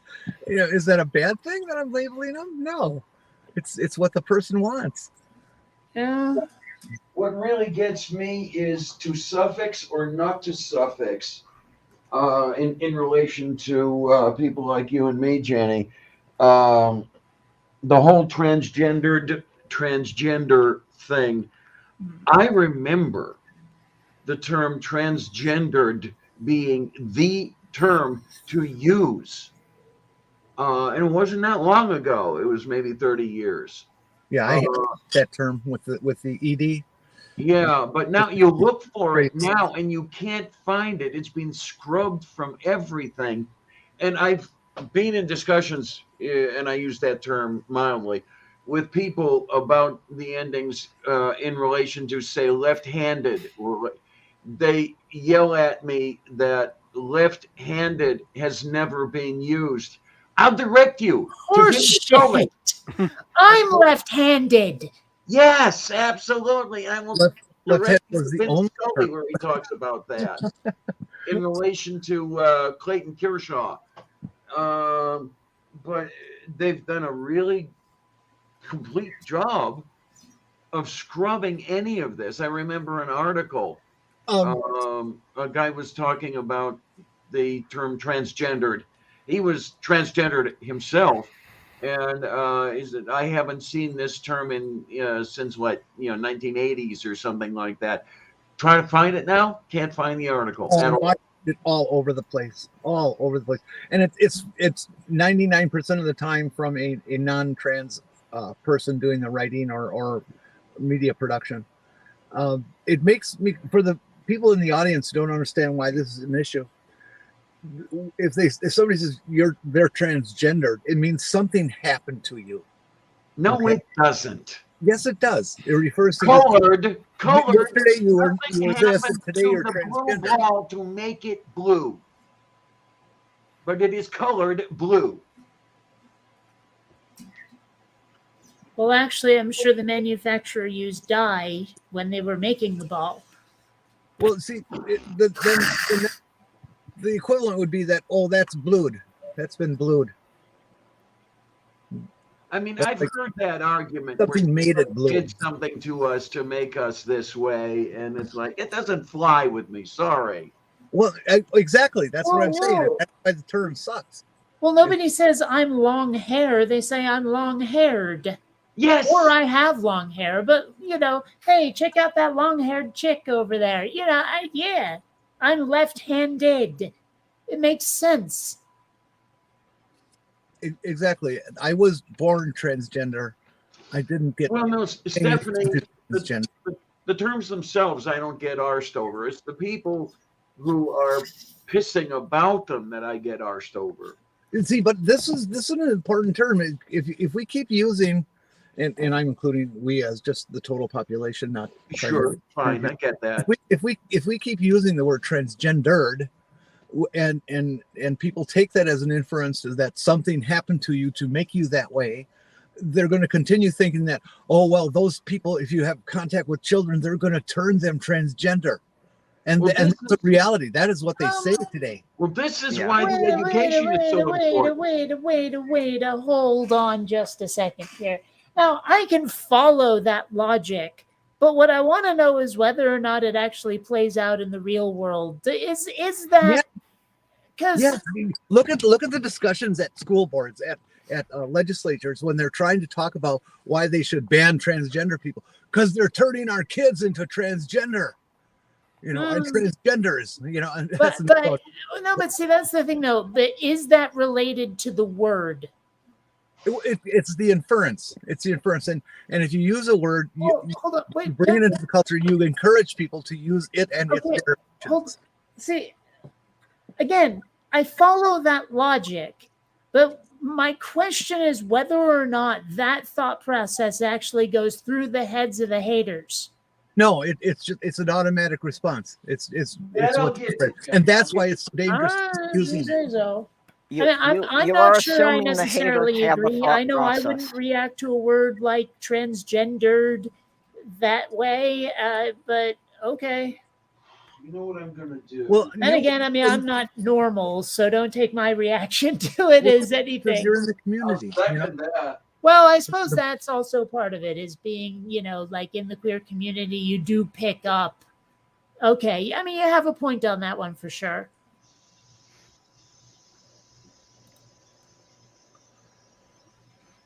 Oh yeah, that's my pet peeve. Yeah, you're assuming the haters have a coherent thought process. Well, that's the thing, is like I hear so many people on the left saying you have to say X, Y, or Z this way because otherwise it has this, that, or the other connotation. And I'm like, is anybody actually worried about that outside of the people who just made it up as a problem? I would. A lot of those things I hear about, it sounds like it's made up in their head, and then they got cranky about it. I wouldn't care less if it wasn't being used so against us and to hurt us and to mislabel us. Yeah. Words matter. Words count. There's consequences for what you say. They do, in the sense that words affect thoughts and thoughts affect words. Yes.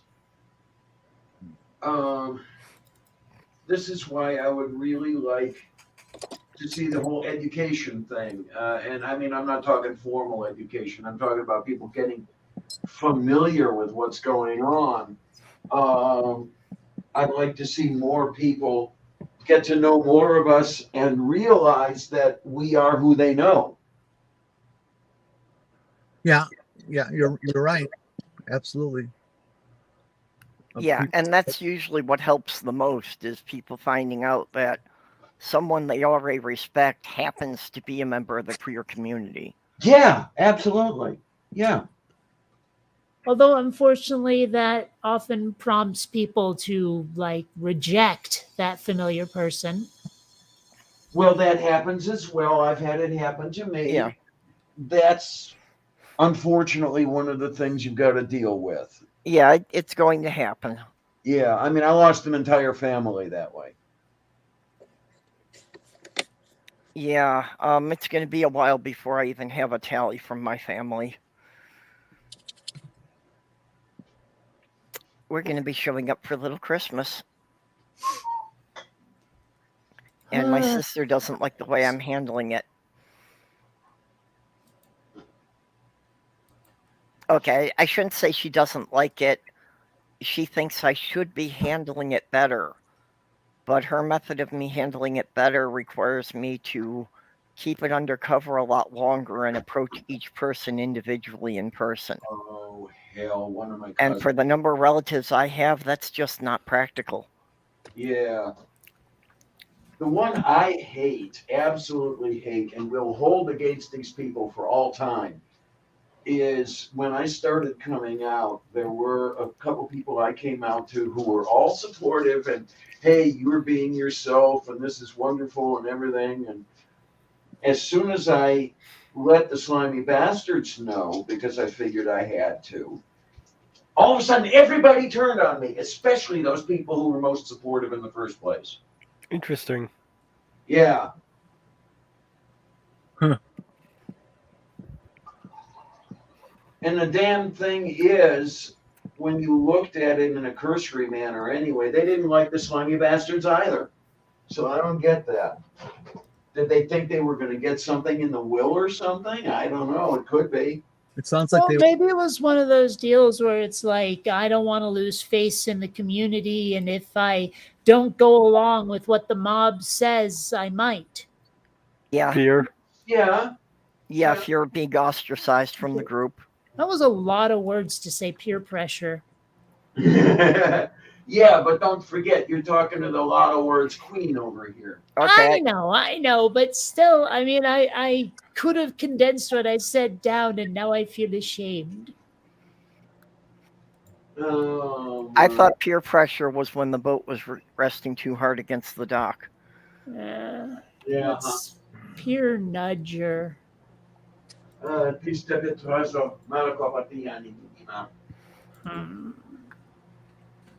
Oh, where is...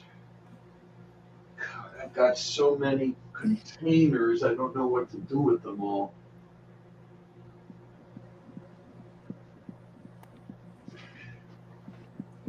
This is what comes from buying Rubbermaid every time you need to put something away. How's that?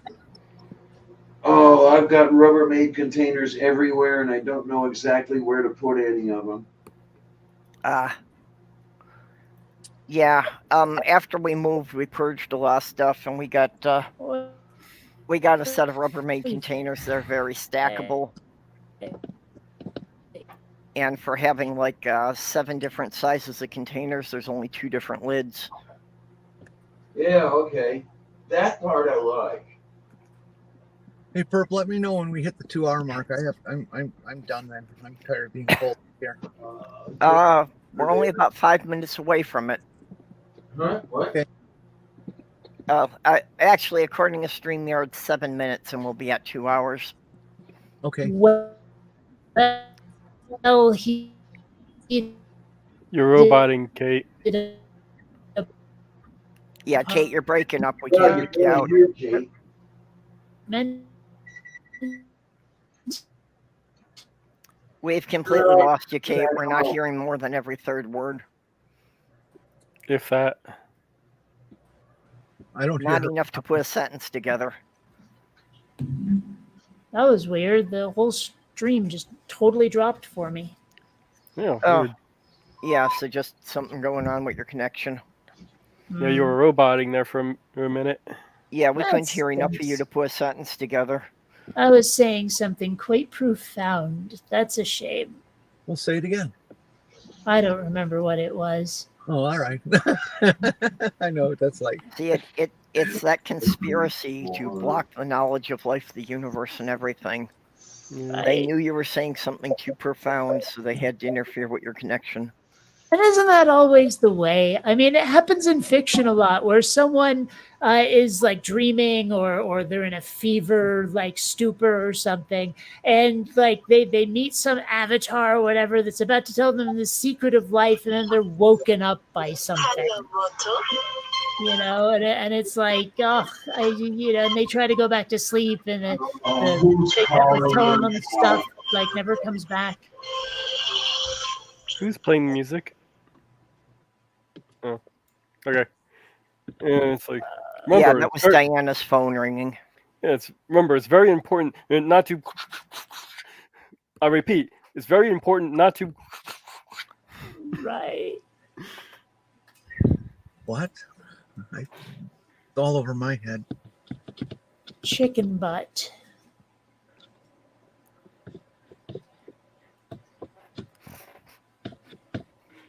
By the way, you know that project I've been working on since forever? Twin Redshift? Well, I'm like really, really, really close to done, as in, I now know the final runtime will be just under 28 minutes with credits. 28 Not minutes Okay, with you're credits. roboting again. with an, so, yeah, I'm like, I'm gonna Sorry, see Diana. I had muted you when your phone was ringing. hang on, I got to. I You're back. You're back, the- Diana. It was me. Yep.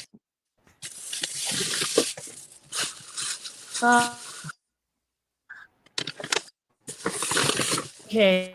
Okay, Nice. Diana, I had Yeah. unmuted you and now you muted yourself again. I pissed to do this. So, Diana, you need to hit the button yourself. Well, this is getting rather amusing. Yeah, but since she did it to herself, now it won't let me undo it. Well, these old people and computers, you know. Oh, we got Kate there roboting. We got Yeah. Diana muting herself. Well, remember, don't trust anyone over 30. That's another thing that really bothers me, is how every young person on earth seems to assume that because I have gray hair, I don't know a damn thing about computers.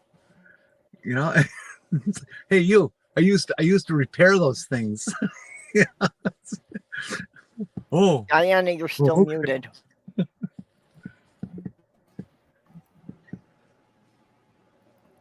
Yeah. Just go down to the StreamYard You know- thing and click the mute button.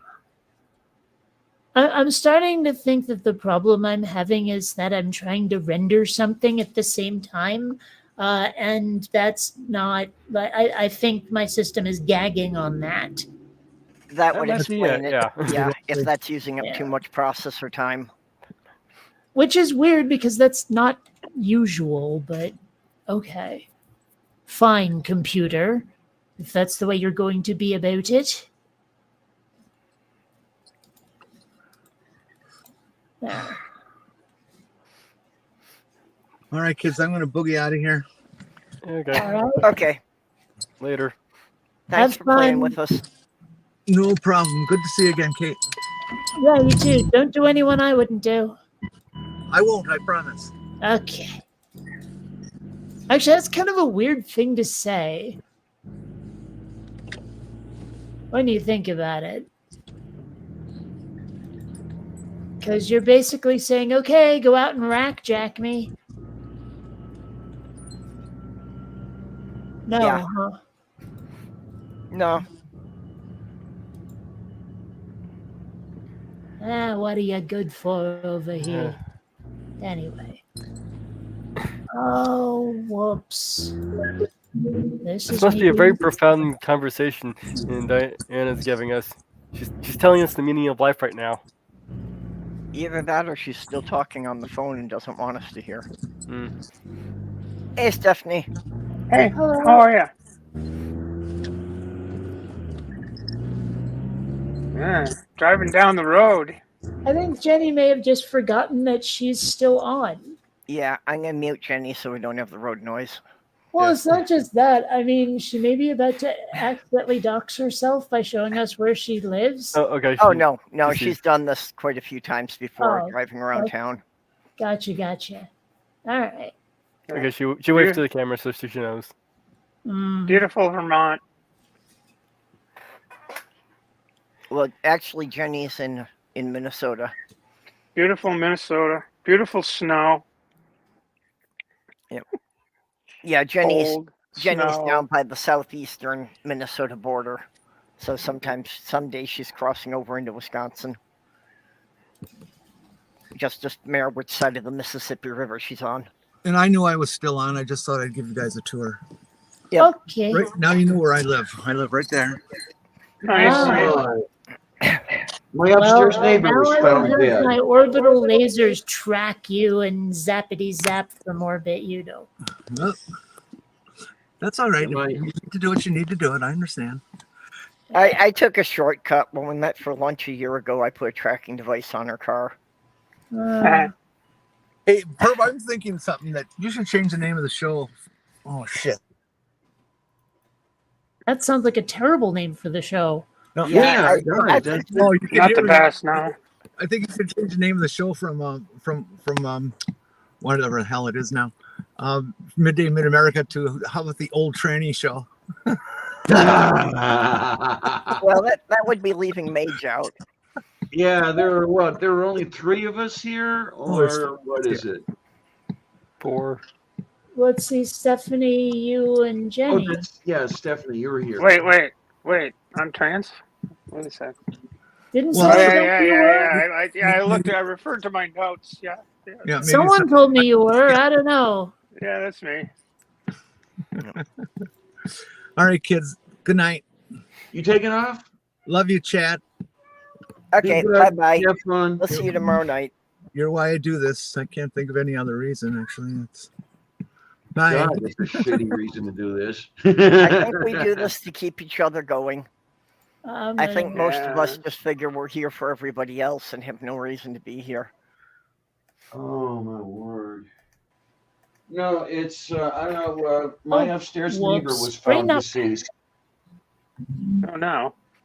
No, Doorknob Head, we get our own snow. Sometimes we get it imported from Canada. Oh, Canada.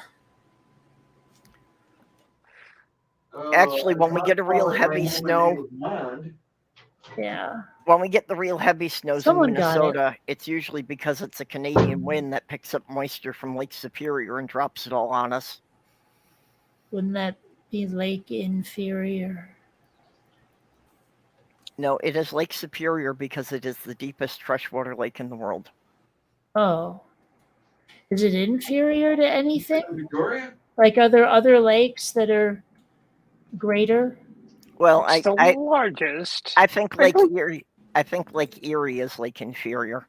I think that's the smallest of the Great I Lakes. believe that- No, Ontario is the smallest, I believe. Who? I believe Ontario is the smallest of the Great Lakes, and I think the deepest Oh. freshwater lake is Lake Baikal, Yeah, but Superior is the largest. just after I said Baikal? that, I was laughing. Yeah, Bithal? Yeah, Baikal, Baikal. obviously Italian. No, Russian. yeah, Is that- It's in Siberia. yeah. Just as I was saying it, I was thinking there was a lake in Russia that was deeper. I couldn't remember where. Hmm. And then, of course, there's Yes. always the ROC, which give it 2 weeks, it'll be gone. That's true too. And the Great Salt Lake. What are the Mormons going to do? That's going to be weird when there's no Great Salt Lake. Although, Oh, I've seen several of those articles about, how things are going to change and which cities are going to be flooded. And in every one of them, the conclusion they all come to is the most stable area is the Great Lakes region. Okay. Because, okay. people assume the Great Lakes are at sea level. They're not. You're not, no. The lowest of the Great Lakes is 600 feet above sea level. Yeah, there's that whole Niagara Falls thing. Yeah. I mean, where I am now in Minnesota is 1,000 feet above sea level Okay, yeah.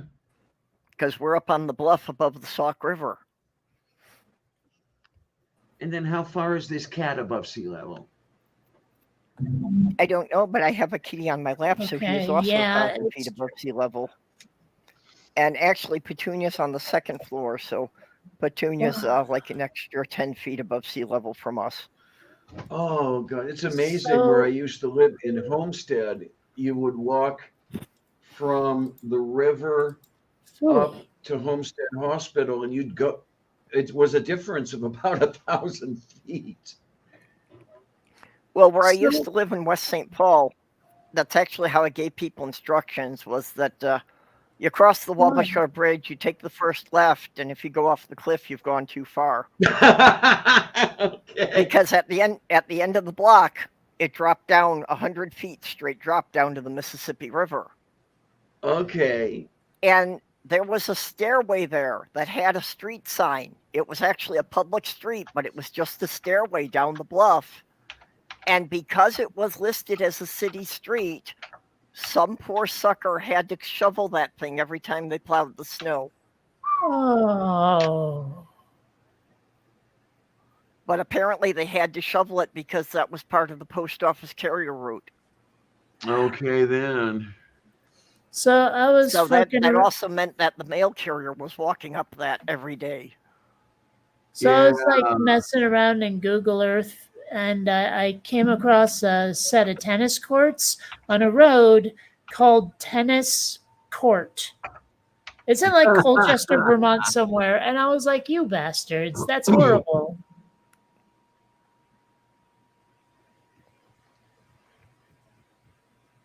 Oh, wait a minute. I wanted no.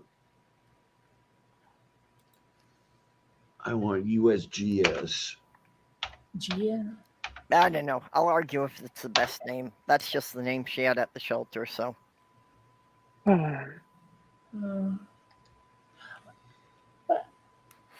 For a pet tuna, you'd need an awfully big aquarium. I'm not actually sure I've ever seen a tuna, like, in terms of how big it is. Like, I may have seen a picture of a tuna, but not a tuna someone caught and is holding up to the camera. Oh, I have seen people on fishing boats with them, and a bluefin tuna can weigh up to 600 pounds. Okay, that's big. Yeah. More than I want to pick up. Yeah.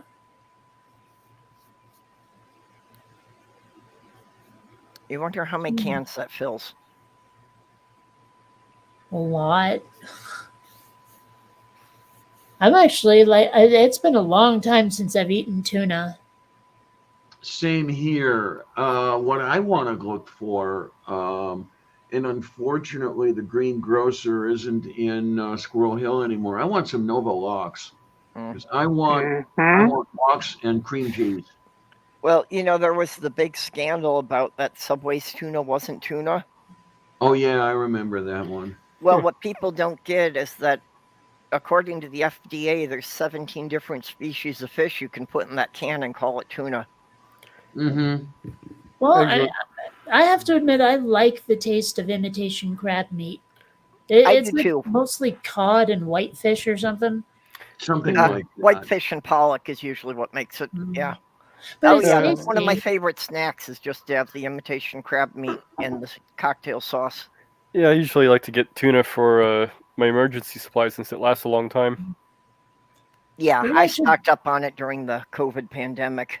Maybe I should get some of the like, you know, the fake crab meat and some of those. You know, they sell like dollar packs of nori paper.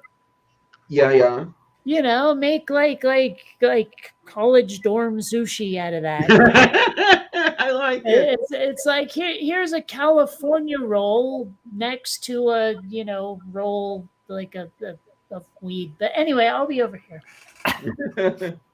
I like that. I'm gonna have to give that a shot. Look for some dollar nori and make college dorm sushi. Thing Don't is, forget the those rice. snack packs have like doubled in price since this stupid pandemic. Yeah, lots of things have. The inflation's been ridiculous. Yeah. They're hyping up the price of everything. Yep. Oh my.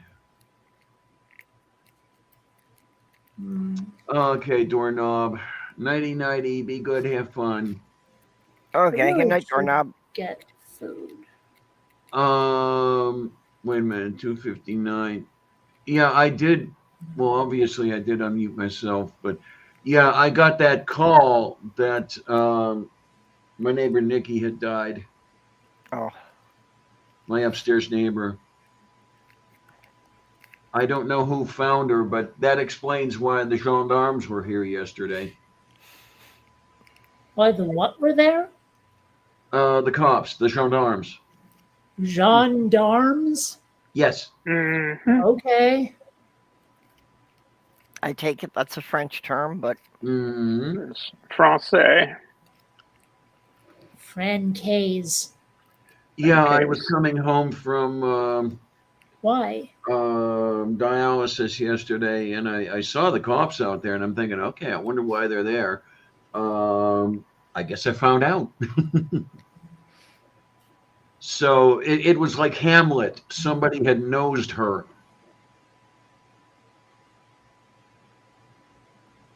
So, I don't know. Insert tasteless joke about eating the body here. Mm-hmm. Well, it's what I do. I So say now- horrible things because it amuses me that it upsets you. So now I know that, yeah, I will be discovered if only by aroma, when I am no longer of this earth. I figure eventually someone will notice the meowing. Eventually. It's great though. When I do come close to the door, I can hear her meowing all over the place.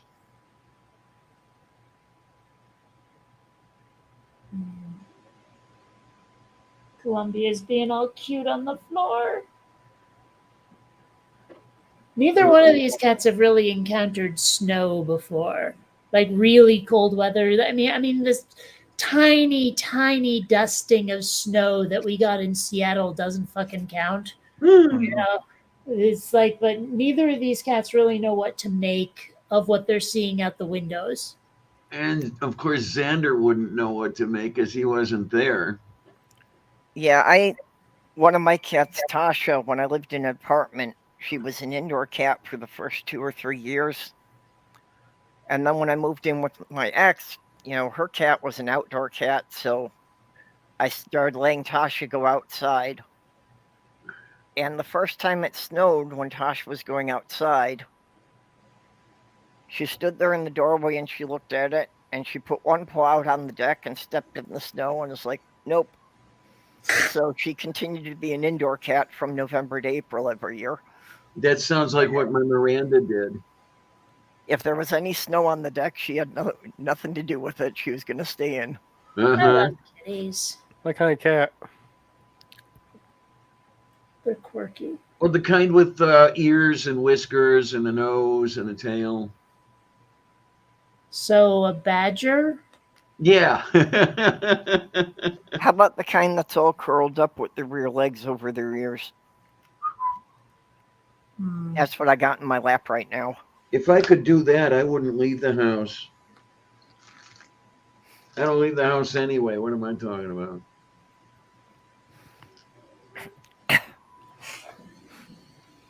Yeah, you have to wonder if men could lick themselves like dogs do. Would they bother to do anything else?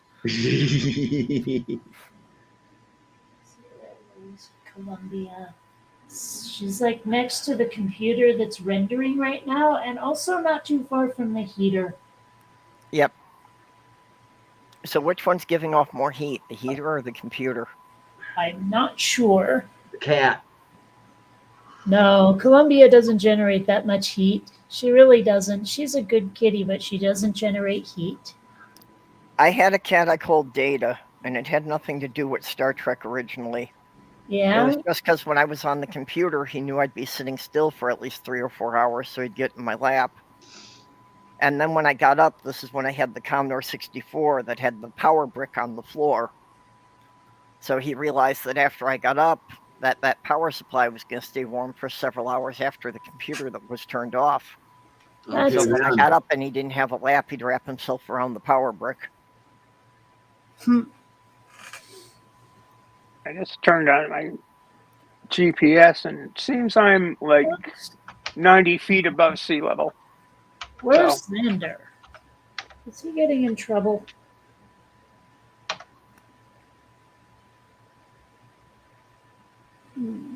Sammy never gets in trouble. Sammy always asks permission before causing mischief. Oh. That I mean, it's dumb. ridiculous. I got one of these puzzle boxes that you put the treats in. Uh-huh. And I know Sammy knows how to do it. I've watched him do it. Why? But if I'm not here, he thinks he doesn't have permission, so he won't take treats out of the puzzle box when I'm not home. That's a silly kitty. Doesn't, yeah. Clown. That was the whole idea of the puzzle box, was so that he could go and play with it when I was in bed or when I wasn't home. He has completely defeated the purpose of this thing. Well,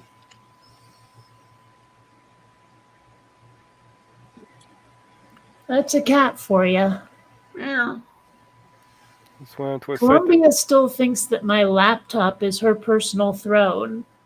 Well, isn't it? No, it's not. I just wanted a site that checks your elevation, and I'm at 13 feet. Wow. It's a little higher than I expected. Well, when the polar ice caps melt, you'll be underwater. Only the southern one. The northern one won't have much effect. I'll be long dead by the time I have to worry about that. Yeah, You won't have to worry about anybody finding your bones. That's kind of good.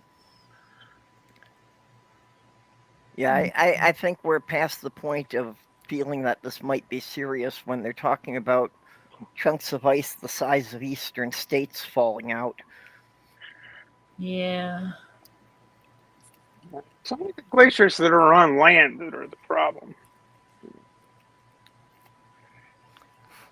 Yeah, but that's one of the problems. That's water that's not in the ocean, you know. Huh? Oh, The water that's in the ocean is still in the ocean. That's not going to change anything. It's the stuff on land that's a problem.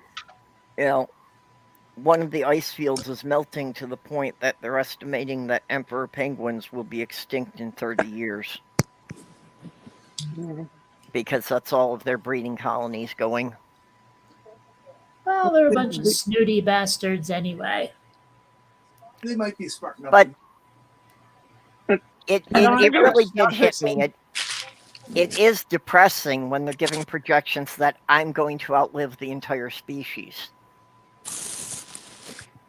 Well, unfortunately, that's happening on a daily basis anymore, that we are outliving so many species. How many species is it that goes extinct per day? Yeah. Yeah, it's just that the impact it has when it's one that's so big and identifiable. I mean... Oh, yeah. I'm also going to outlive the Sumatran rhinos, because apparently there are no females left. Oops. There are like only 3 individuals left, and they're all male. So unless they can get them to crossbreed with some other species of rhino, they're gone. Yeah, you can't even do the egg fusion with that because they're males. Maybe they'll find a male that's a transgender person, and never mind. There we go. There we go. Yeah. See, now I'm just picturing a rhino attack helicopter, and it's making me laugh. Okay, I was thinking the 3 male rhinos in a conference, thinking, okay, which one of us is going to take a bullet for the species? Wow. One of us has got to become a girl so we can keep going. Oh, my word. I am, but I'm not going to have no rhino baby. Why would I want to make another Republican and name only, I gotta tell you, it seems to me like giving birth as a rhino has to be really painful. Yeah. Think about it, people. Only for that last little, pointy thing. I mean, yeah, but it's like what if the baby is breech or whatever, and so it comes out pointy end first? Well, it doesn't have its point yet. Okay. Well, you know that horses are actually born with basically bags of skin over all their hooves so that they don't injure the mother coming out. Huh. What is? Horses. All equines are born with basically a bag of skin over each hoof. See? What was that? Intelligent design. See? Oh, Did anybody see the picture I posted Checkmate, atheist. of the little baby bearded dragons? no.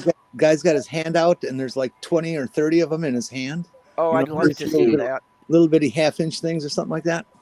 I'd Oh, love are to see they? that. Is this the one where they're making little squeak noises? It sounds sort of like laser guns. No, it was a still photo. Oh, They were so cute. because there was something I saw. It was some dude with a handful of lizards, and they were making these little pew pew pew sounds. It was very cute.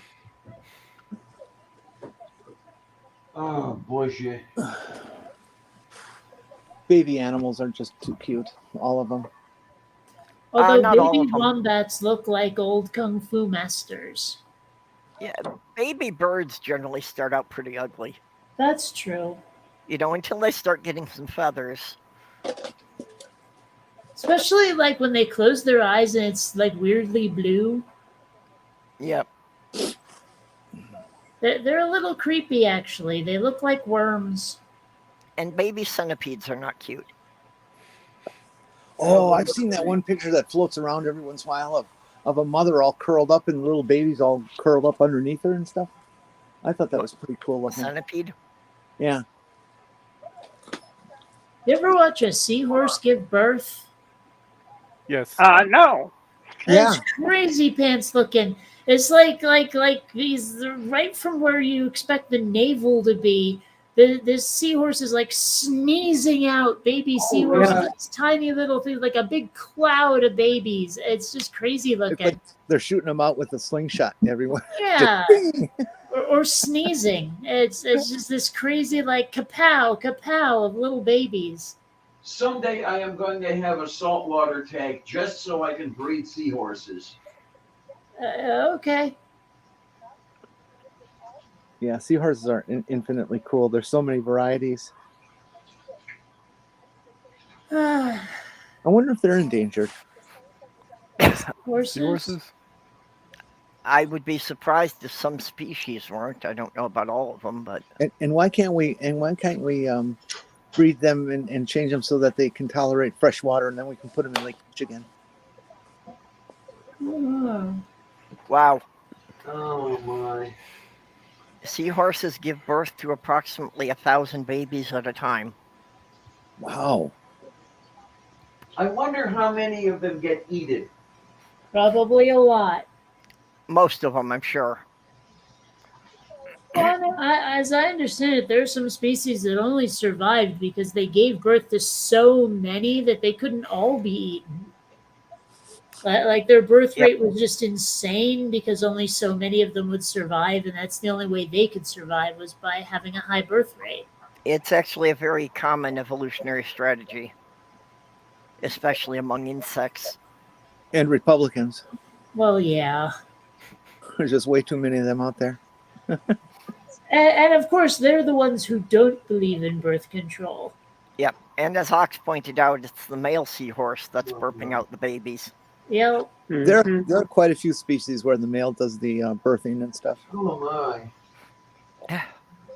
One thing I found out recently that I didn't know is that apparently all saltwater eels are born as male and they all transition to female after they mature. Sounds like me.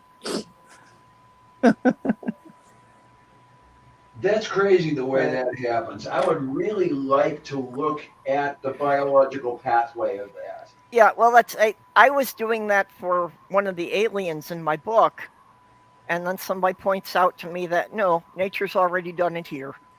Mm-hmm. It's like, I can't come up with any weird aliens that there isn't already an example of a species on Earth doing it. Well, I've been having a difficult time with that because, I like to do science fiction and everything. And I've been trying to come up with aliens that don't just look like humans or like they're kit bashed together from Earth creatures, but at the same time, they have to have enough of a face that they can be related to. That you can tell just from a still image when they're happy, sad, angry, etc. And that's really hard to do. Or they could be a creature that only pisses once a year. Yeah, they could be monsters. That is just such a stupid trait to put on a creature in outer space. That's just ridiculous. Yeah. Well, but I mean, remember that the Orville started out as like a spoof, right? And then it sort of slowly turned into not a spoof, and they kind of had to then justify or reconcile all of the silly things that had already been done.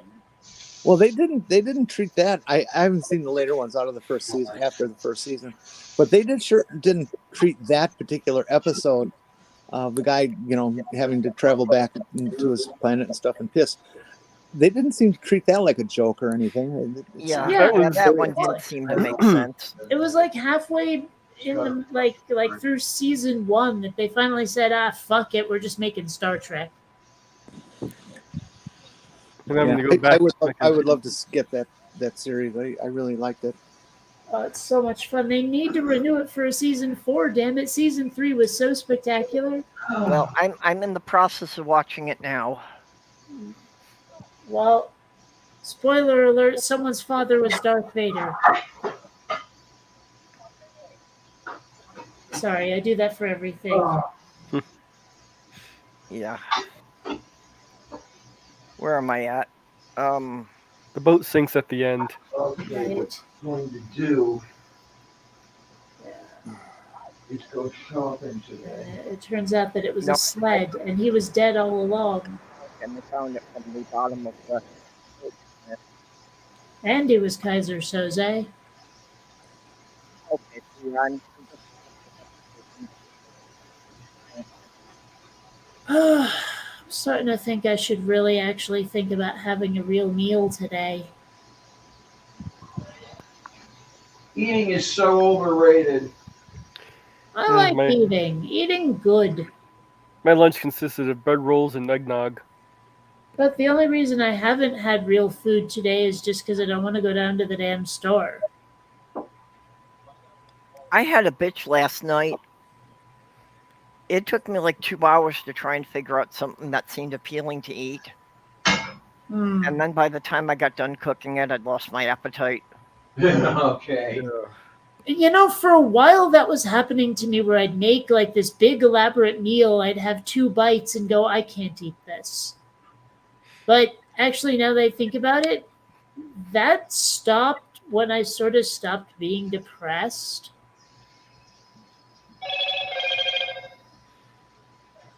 So apparently your appetite does better when you're happier. Well, yeah, I can understand if you're depressed and not feel like eating. That's not what I was thinking yesterday, but... Okay.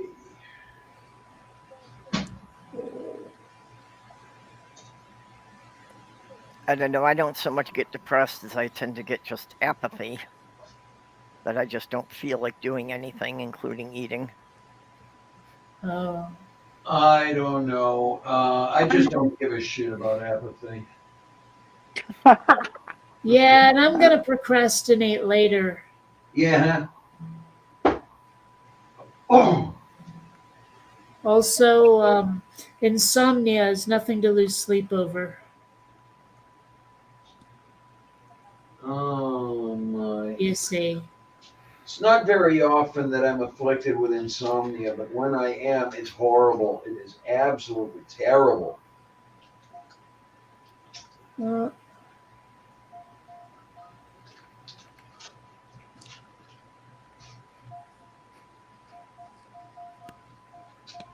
Oh, give me this. There you go. Part of me is tempted to say, screw actually doing some food shopping and just going to Subway. A few of those There days. is something to be said for it. Or getting Chinese food. Chinese Subway.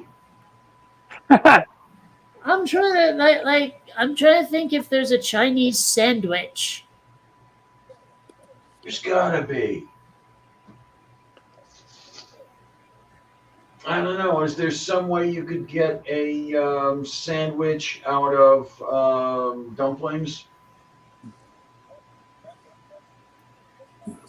Dumplings Yeah. with peanut butter. Mmm. I think that would be the problem with the Chinese sandwich. Is just the question of they didn't really, bake bread as such. Right. I've always a little bit had trouble with the word dumpling. I could see you having a problem with that. Well, I mean, you hear what I hear, right? I do. Okay. I've known you long enough. Well, but I'm just saying. Yes, I know I'm a child. Yeah. Whatever.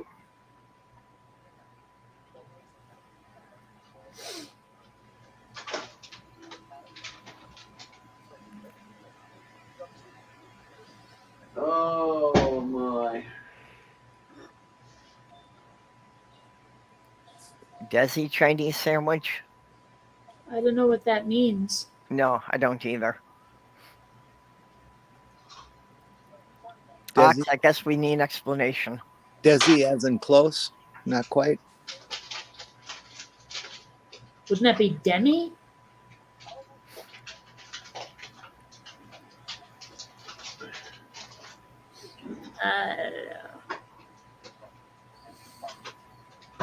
Oh, okay. Here, Huh. Capsicum. Really?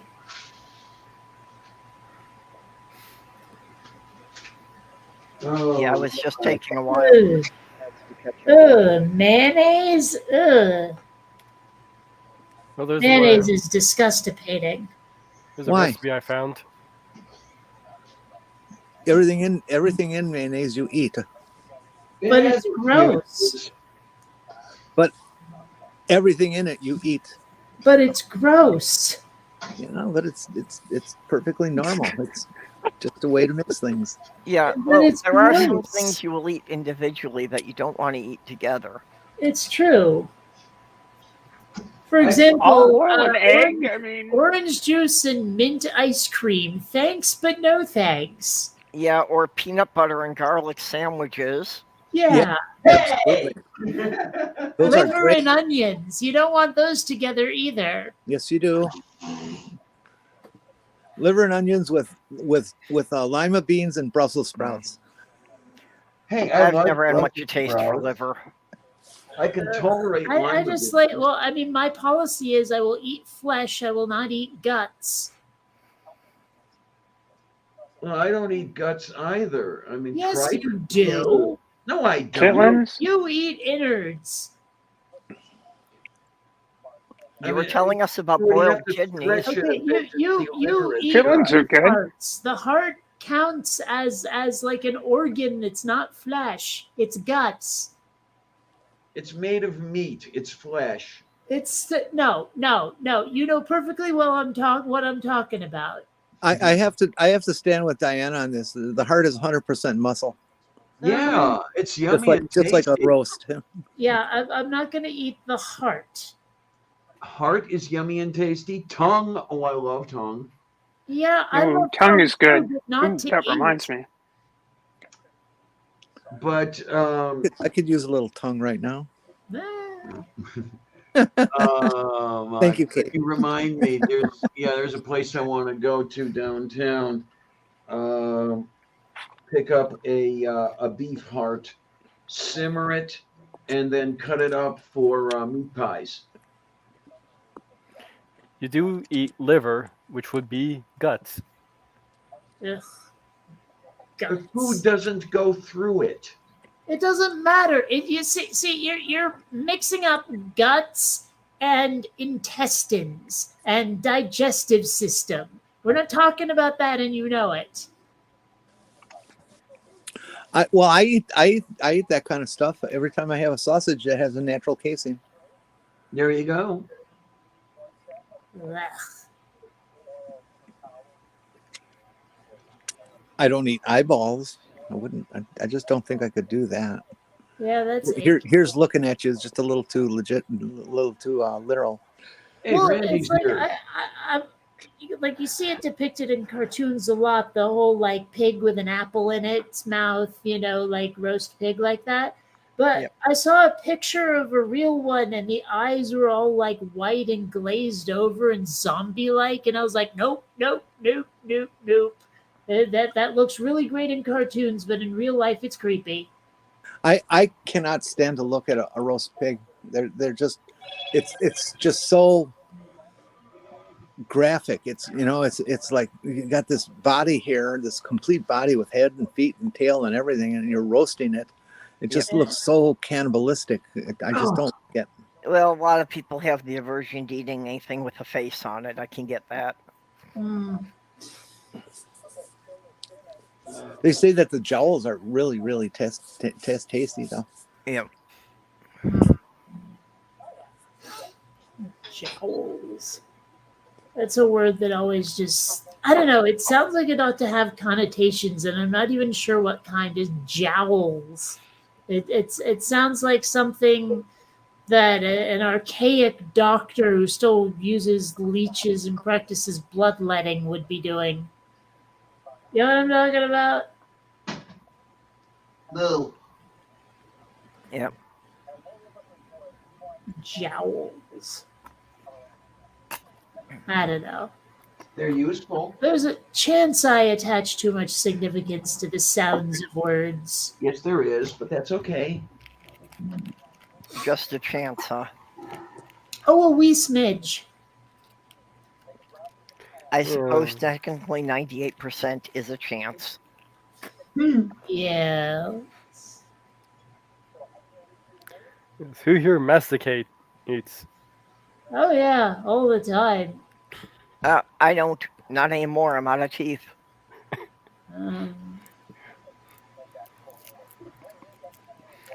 Yeah. Well, who here is against women's suffrage? Yeah, that is a weird one. You have to admit, it sounds like a bad thing. It sounds like being against that would make you a good person, doesn't it? Yeah, suffrage sounds like it should be a term for enslavement or something. Yeah. Thou shalt not suffrage a witch till they... I don't know. Witches can't vote. Yeah, there you go. It's just shocking that there's so many people out there that believe in that these days. It amazes the fuck out of me. It does.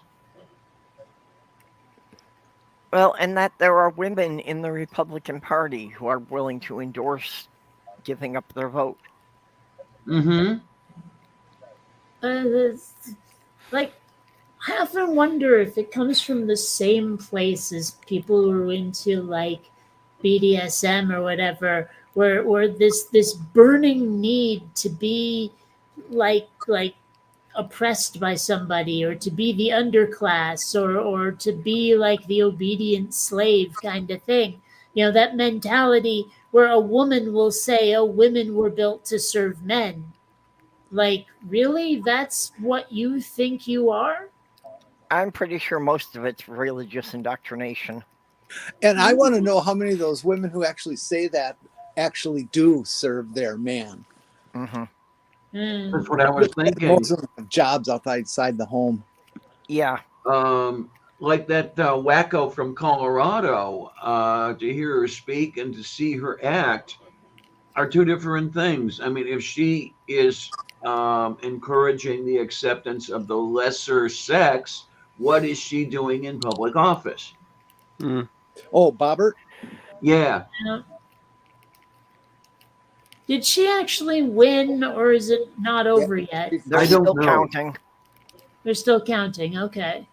At this point, she was ahead by a bit over 1,000 votes, but they still had a few thousand votes to count. Yeah. And they're doing what they call fixing ballots, which sounds wrong, but actually it's a way to, that if, with the mail-in ballots and such, if there's some that have small technical problems, like somebody forgot to sign it or forgot to date it or something, that they're giving people the chance to come in and correct those so they can be counted. Oh, that's good. Okay. Is that what they're talking about when they talk about curing? I'm not sure. I hadn't heard the term curing for it. It would seem like that's what they intend, but I don't know for sure. Yeah, so part of the count is still held up because, like they're calling these people, and the people each have a week to come in and fix their ballot. Yeah, So I'm we're in not favor gonna of know that. until all of those get counted. It just still seems so strange. I'd like to see her lose, but I don't know. I'm losing faith. Yeah, unfortunately, at this point, I think she's probably going to edge it out. She's probably going to stay in. Yeah. I had such high hopes at first. It seemed like what's his face was doing quite well, and then Wait, her opponent? Are you talking about? yeah, Oh, okay then. Okay. Wanted to make sure I was listening correctly. I forget his name, Frank something, I think. Is it great? Scraps, I don't know. I think it started with an S.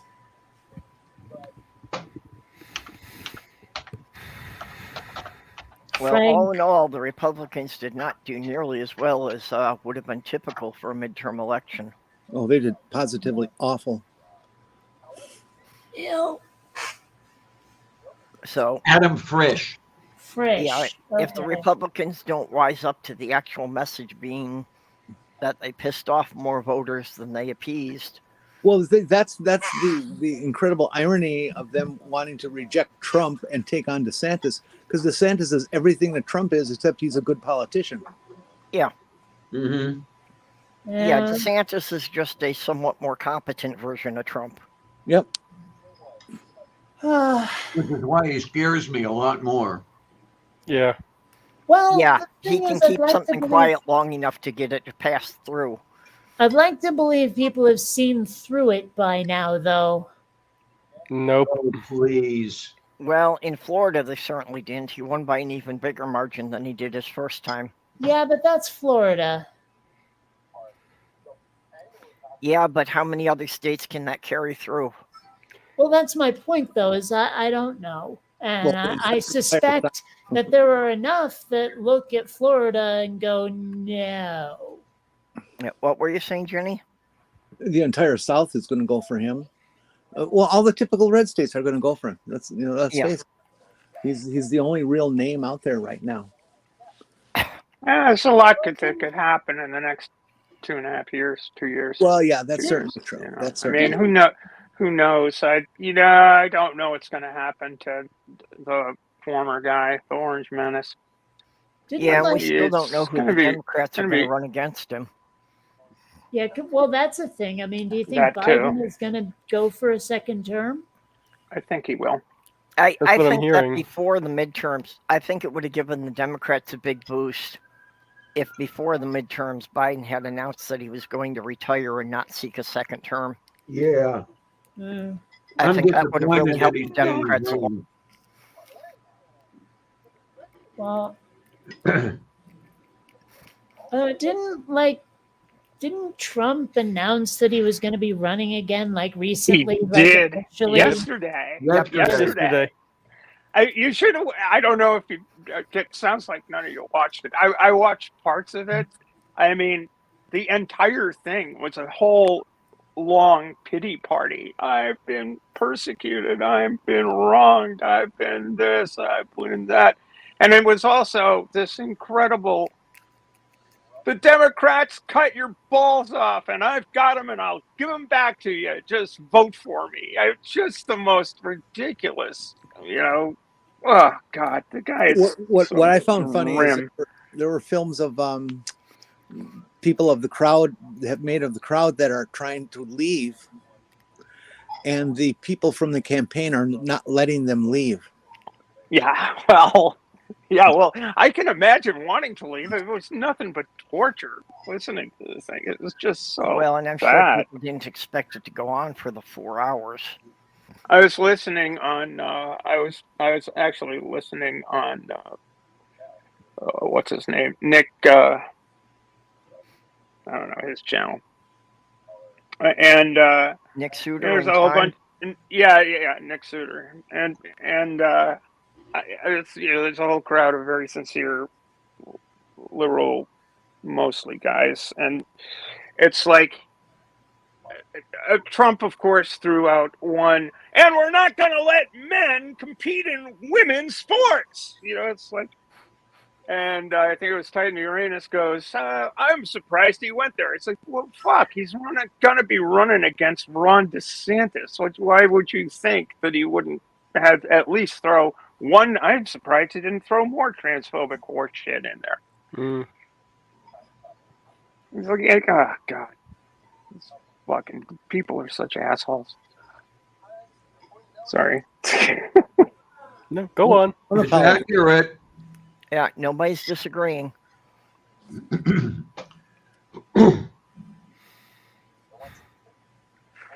Yeah, I guess the whole trans people in sport thing is, of course, it's something right up my alley, and it's just so Stephanie, did you hear about painful. Steph, did you hear about the bill that was proposed in Texas yesterday to Oh yeah, ban drag Yeah. queens? Drag? yeah, Pretty yeah. unbelievable, isn't it? Yeah, it's basically it's a camel's nose under the tent to basically force every trans person under the tent. Yeah. You can't exist anywhere. It's like nowhere can you exist. Like oh well, you're competing in a sporting event. I'm sorry, you've got to disappear. It's like, okay, I'll disappear, but I don't want to. Just shut up about being trans. Like, what the fuck? What's wrong with you people? That is the most irritating of the whole situation that we're facing now, is that before these fuckers started deciding that we were going to be their target in 2015, there was no trouble. There was no issue. We just existed. We were so unimportant that nobody ever did anything about or with us. And then all of a sudden we're the world's worst demons, and we have to be eliminated. Well, someone has to think of the children. Well, you know what the problem was?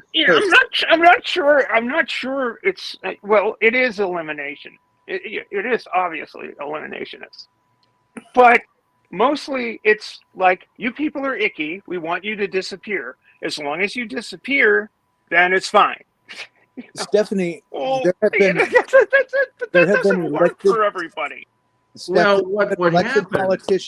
There have been elected politicians and religious leaders and things who have verbally said in public on tape, we need to kill these people. We need to exterminate them. I mean, those are my words, but that's the sentiment that they put out, and they do. They typically say kill or shoot or something like that. Yeah.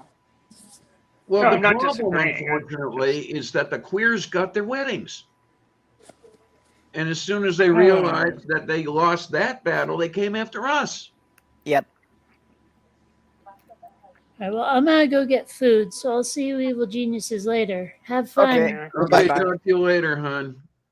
Well, I think it's good that Biden is using the situation with the Senate after the elections here to pass the Defense of Marriage Act and things.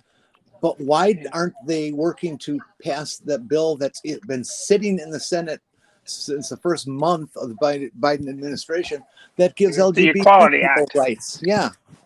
Yeah.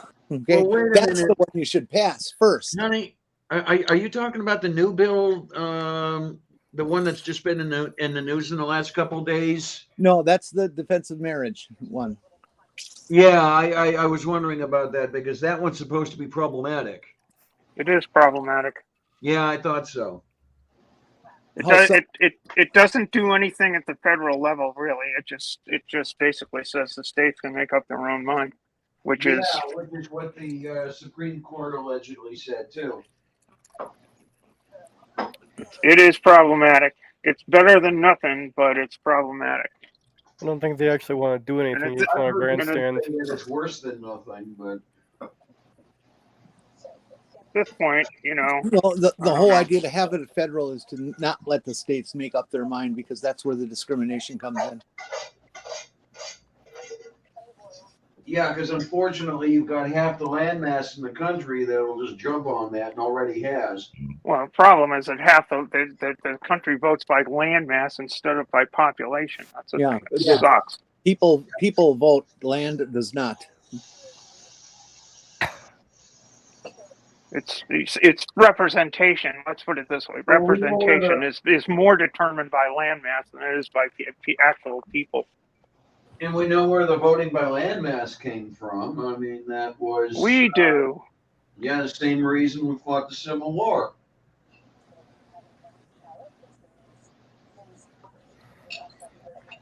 Well, that was actually a notion that a lot of the founding fathers originally supported, was that only landowners should be allowed to vote. Yep.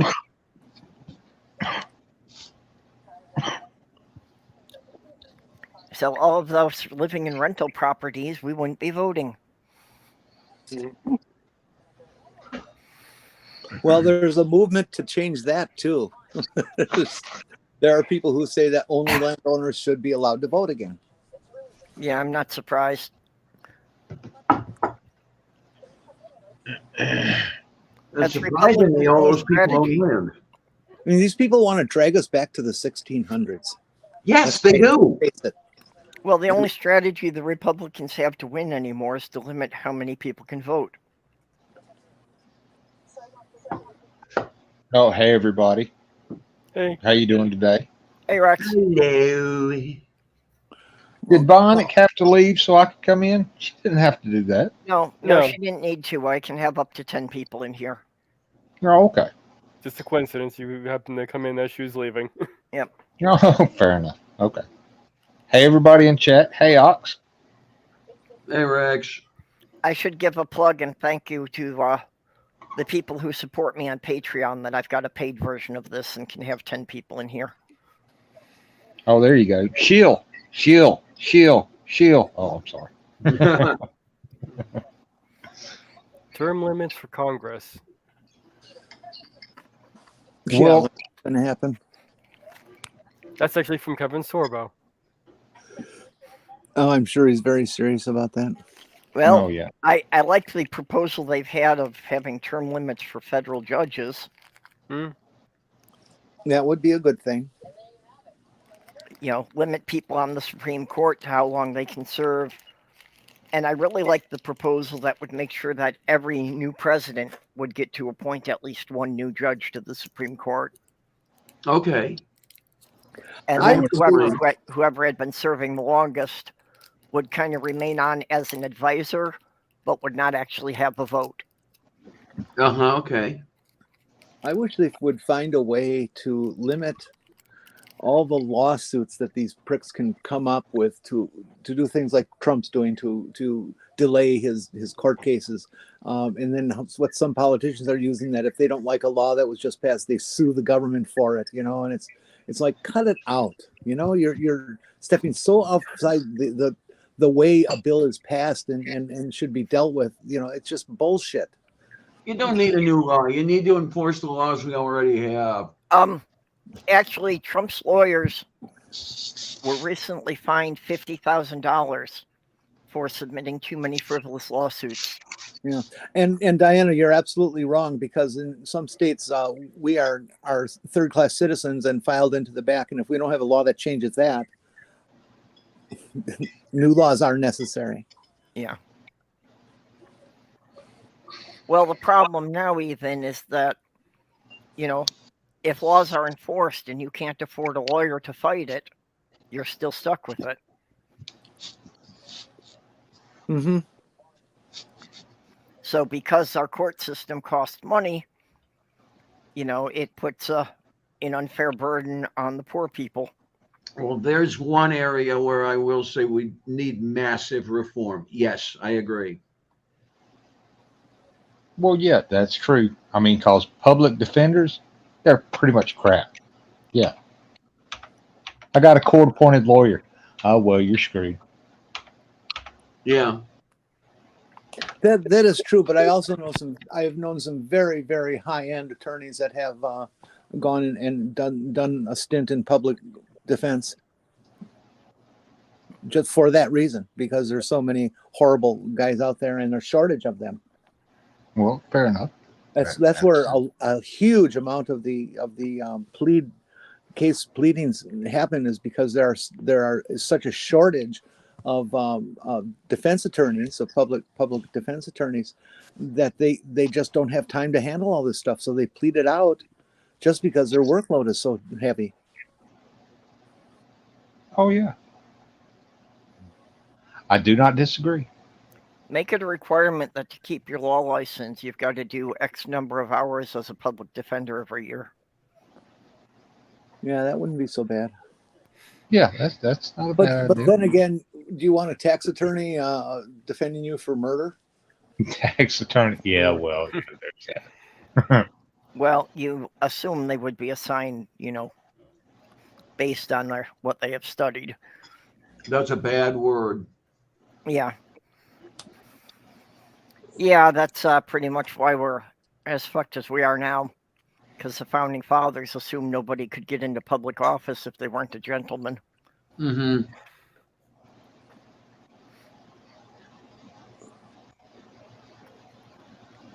But that only works when everybody actually knows everyone in town.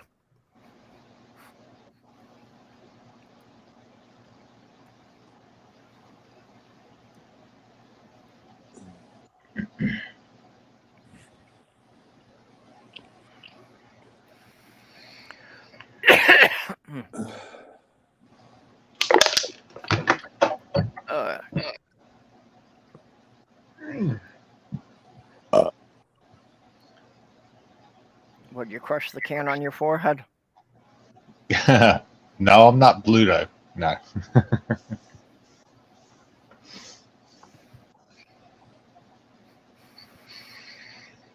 Oh well, to circle back to the whole presidential election thing, Yes, I think the electoral college needs to be eliminated.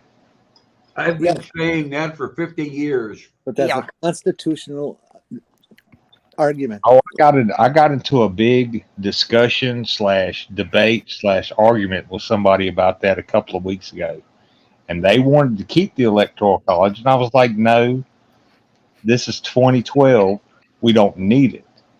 He's like, but, and I was like, no, we don't need it. We're not bringing votes to Washington D.C. on horseback anymore. You know what I mean?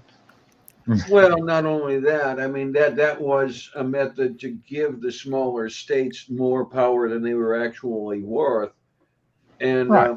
One of the guys I used to work with on another channel was all over the place with, look at all this red, and they don't have the votes, and the whole, that they need the electoral college, and all that red is dirt, arsehole. Oh yeah, I mean, you look at a state like California, and you look at a state like Montana. Which one has the bigger population? Yeah. Yeah. I mean, each one of them has 2 senators, but Montana has like 1,000 people living in the whole fucking state. So, yeah. I'm just saying. No offense to anybody who lives in Montana, but then nobody lives there really.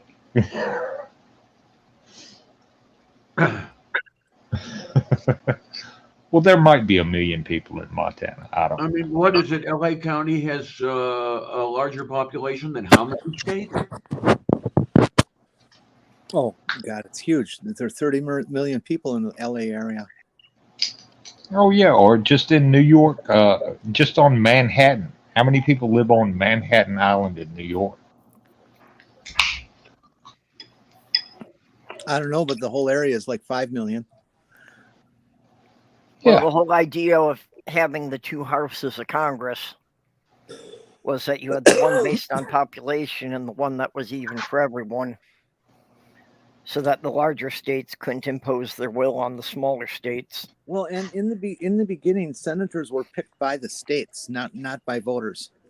Right. That's Yeah. a fairly recent change. Yeah, and a lot of Republicans go back. Yeah, a lot of Republicans say, "Hey, why don't we just have the states pick this in?" Because that would be fucked up. Yeah, a lot of Republicans are pushing for making them be nominated by the state's governor. Mm-hmm.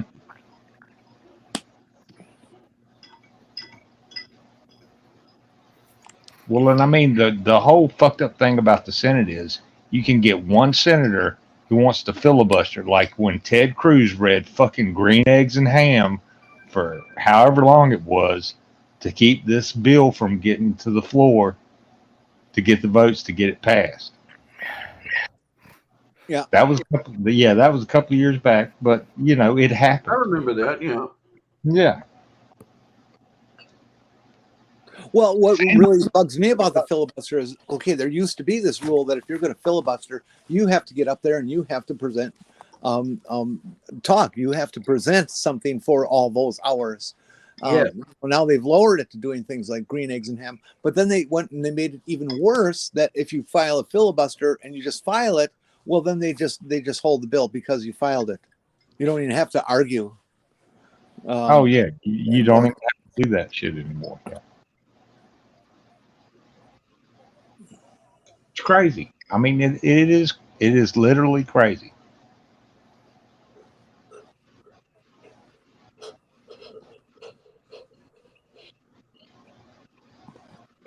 I mean, yeah, it used to be you had to stand up there and talk, and if you left the floor to go to the bathroom or something like that, then they could vote.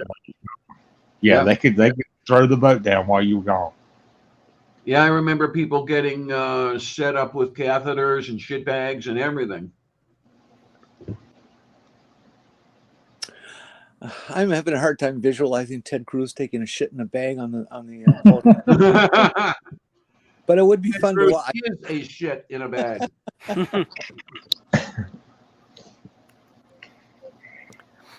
Now I see all the Republicans showing up for session in diapers. I wonder how many of them do that at home anyway. Mm.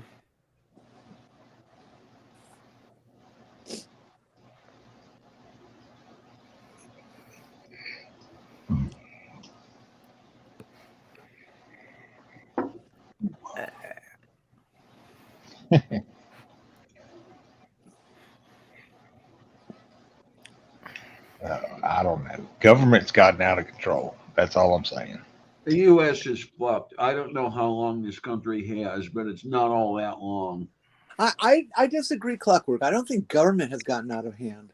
I think the people who participate in it as the politicians have warped it to such a degree that it no longer works. I think that if they took all the bending of the rules out, that it would be back to what it should be and perfectly acceptable. Well, I mean, that's possible, but I mean, government is made by the people and government is enforced by people. So, well, exactly. But there's been a conscientious effort over many years for people to bend the rules as far as they can. Sure. And that's a human behavior that is really quite immature. It's very childlike. Okay, how much can I get away with? well, yeah, but how do you get don't past? Tell mom we lied. Don't tell mom. But how do you get past it? You don't. Sure. Amy is Purple's old motor vehicle. Oh wait, is that who died? Oh, I'm sorry to hear that. Uh-huh. Sorry to hear that. Yeah, my old Ford hatchback. Actually, she died 6 months ago, but I had to keep her and keep the insurance up on her until I got a new vehicle. Otherwise, when I tried to insure the new vehicle, I would have gotten stuck with 4 times as high a rate for not having existing insurance. Mm-hmm. Yeah. So I was forced to pay for 6 months on a car that I couldn't drive.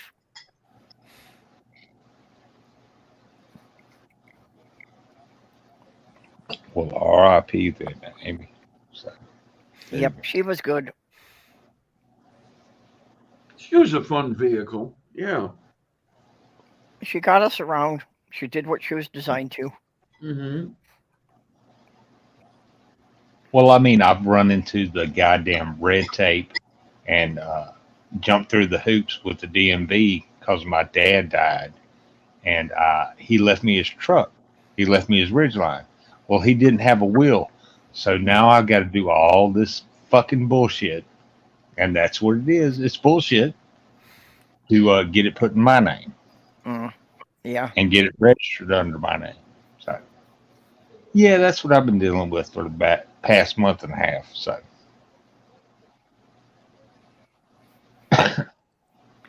Yeah, I'm in the process of all the work involving my name change, so that keeps winding up being Oh, send a I don't form know. in and wait a couple of weeks to a month for them to reply and then fill out Yeah. the next form. Shoot. The oil slick bridge, aren't you?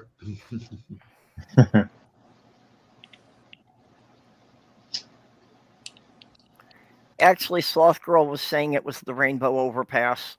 Oh, okay. She's gone to the other side of the highway.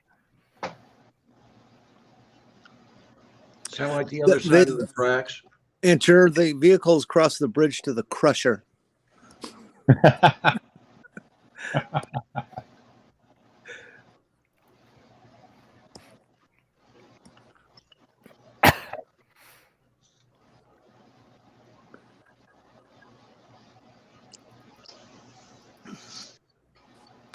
I just can't name a vehicle. I've tried and I just can't. Yeah, I figure they always name ships. I might as well name my cars. Same thing. My girlfriend at the time named my station wagon, called it Spot. Spot. Was it left down every time you parked it? It was a Ford Pinto station wagon in I don't know, baby puke yellow. Oh God. I get two types of vehicles. Either they're black or they're white. Because if they're black, you can't can't see the dirt on them. And if they're Okay. white, you can't see the dirt on them, and you can just spray it off. So. Yeah, I get whatever vehicle I can afford. Well, that's fair. Last time wasn't any, so I had to do the fundraiser. Yeah, at this point, I have the vehicle I can afford, namely none. Yep. Well, if it wasn't for all the people in this community, I wouldn't have a vehicle now either. We got some great people here, I will say that. Yeah, well, people donated $7,000 that let me buy a $1,200 vehicle or a $12,000 vehicle. So I'm still owing my brothers a couple of thousand for this, but at least I got something to get around in. Hi, Commander. Yeah, as long as it's got four wheels that can drive, yeah, it's good to go. 4 wheels, drivable, and insurance is paid for. That's my problem right there. I could buy a vehicle right now if I wanted. It's just insuring it is beyond me. Oh, yeah, just the insurance, the registration, and the license plates. Mm-hmm. Yeah, it costs you money even if it's just sitting in the parking lot and you never go anywhere. Yeah. Oh yeah, you got to pay property tax on that shit. Yeah. Yeah. I mean, for the amount we drive, the insurance costs me more every month than gas does. And that's even considering the price of gas. Yeah. Because I'm looking at $6 a gallon and shit like that over here. Oh God damn! I was getting ready to say, out at my local gas station, it's $3.35 for a gallon right now. It's $3.45 here. That's cheap. Yeah, ours has settled down to around $3.30 around here. The median here is around $4, but I've seen it higher than $6.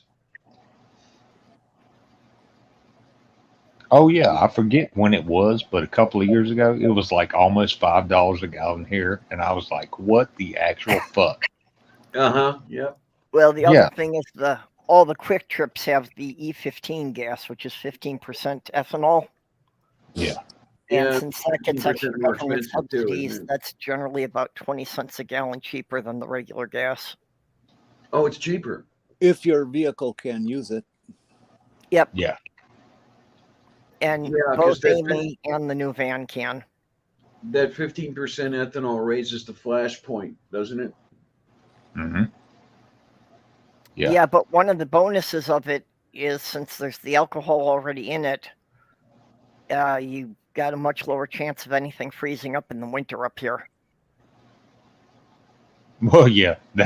I mean, yesterday from 5 o'clock in the morning till about 9 o'clock in the afternoon, in the evening, we had freezing rain, we had sleet, and we had a little bit of snow. Not a whole lot, but a little bit of snow. But today's warmed up and it everything melted. So, I think you but actually have to go through the work to look it up, I'm sure. Where are you? Where are you? Clockwork, like Pennsylvania, New York, something like that. no, I'm in Virginia in the Appalachian Oh, Mountains. okay, okay. Yeah, I'm sure it's best to verify your specific model, but in general, most cars produced after 2000 can take the E15 without a problem. If your car can take it, it labeled somewhere on the car that it can. Yeah, if it's not actually labeled, like on the door or on the car somewhere, look in the manual. Read the Yep. manual, look through it, and see what kind of gas it can take. Or just do a Google search. Year, a model, manufacturer, and the question: ethanol or no. Yeah, although I was also told that if you're going to start running it on the E15, you should stick to that. You shouldn't swap back and forth between that and regular gas. And why is that? That's what I was trying to find out of why that would matter, but that's what I was being told. I can't imagine why that would matter. I was told it was something to do with deposits in the engine, but That's nonsense. yeah.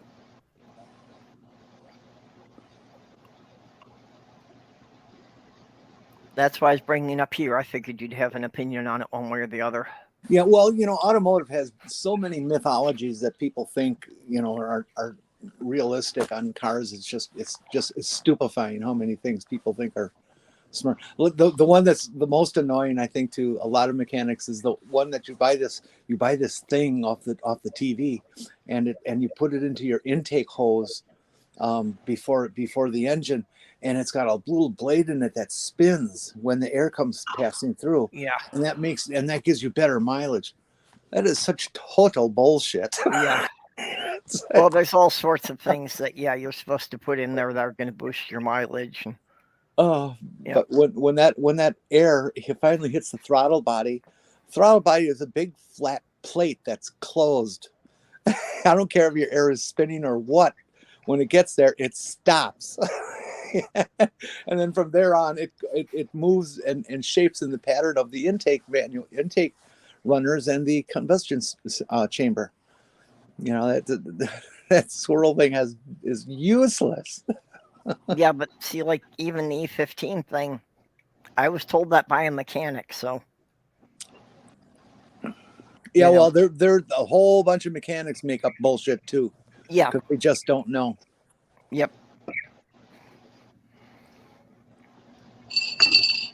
Oh yeah, that's why I had to look around for a good mechanic when I moved up here to where I live now. Yeah. And when I found an honest one, I was like, okay, I'm going to stick with that. That's same here. I found a mechanic that I at least know is not going to sell me parts I don't need. Because there were two previous occasions where, I knew he could have added extra things on and he didn't. So.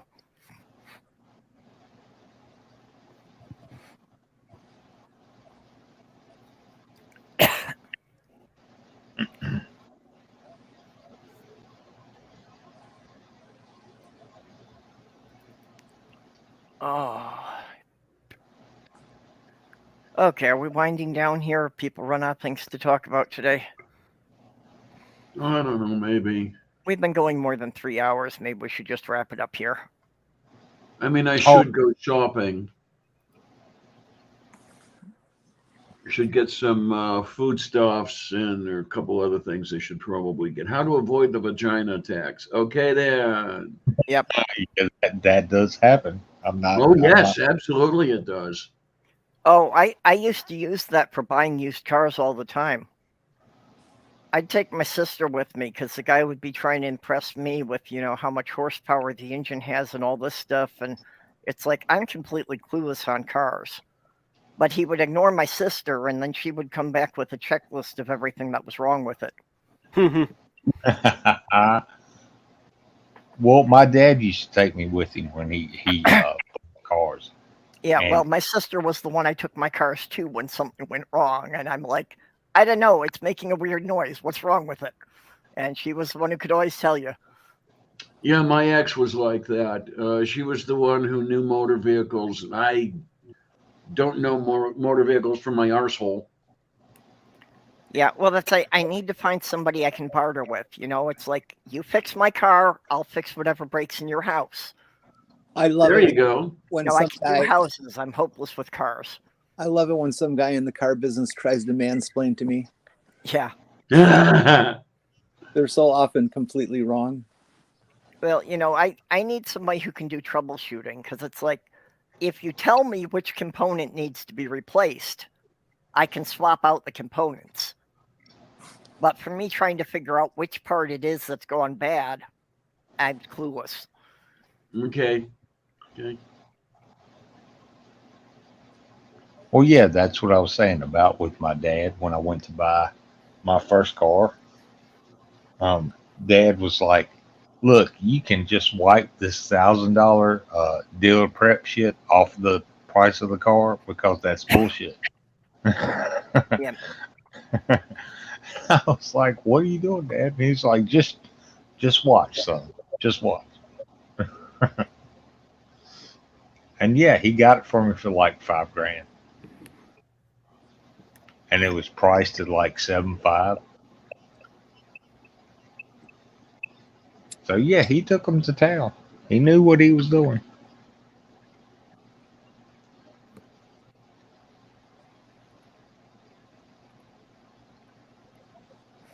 Yeah, well, that's why I let my brother do the shopping for the vehicle. Because I wasn't going to be able to tell if it was making a noise, if it was something that I could fix for $100, or if it's something that was going to make the engine blow up in a month.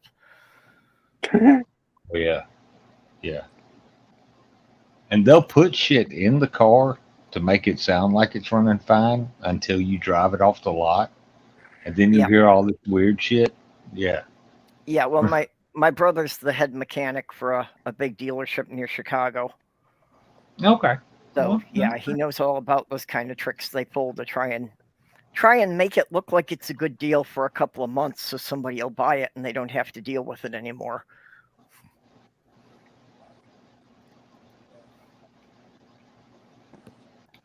Oh, I bought this Pontiac Grand Am, and I couldn't figure out what was wrong with it because it would stall.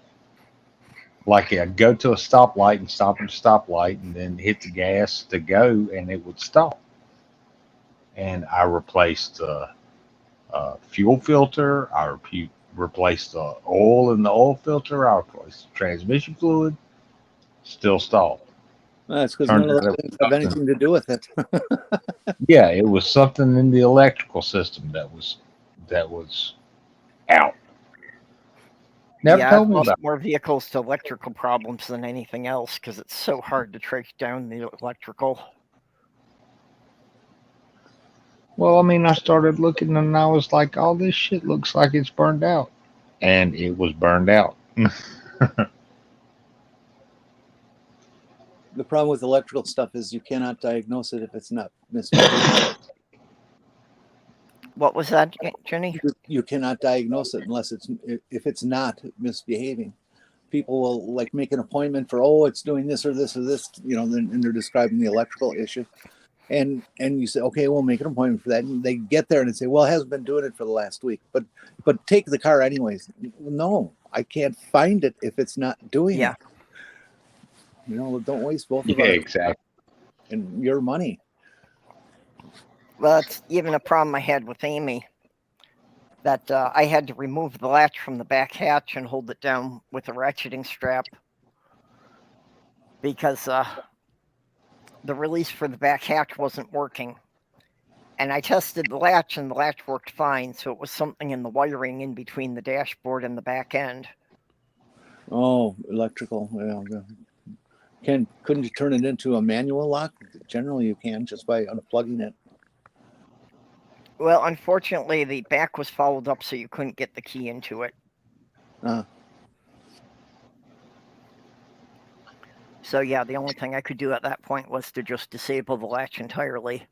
Yeah, rear lock cylinders always have problems because everything in your car goes through gets sucked up into the rear of the car. It's a natural low pressure zone.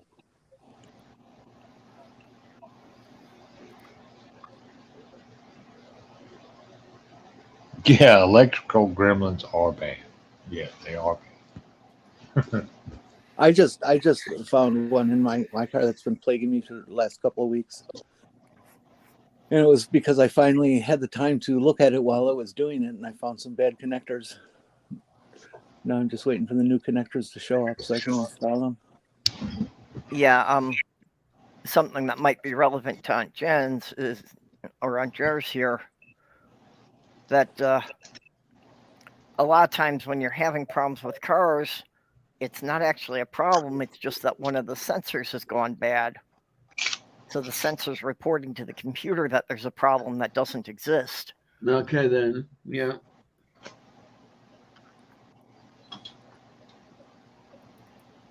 That happens a lot for cars, especially like the oxygen sensors or the CO2 sensors go bad. What people need to learn most is what does not affect the car's behaviors that you're citing. You know, like you were just talking a clockwork about changing on this filter and that filter and these fluids and those fluids.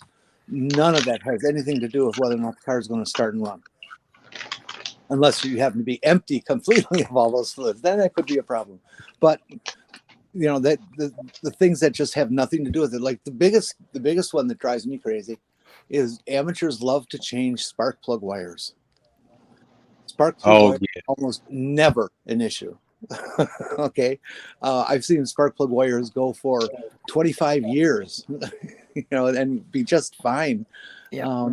You know, yes, they can break from time to time, but a single bad spark plug wire is not going to keep your car from running. It's just not. Now, if you have a crack in the distributor cap, that sure can.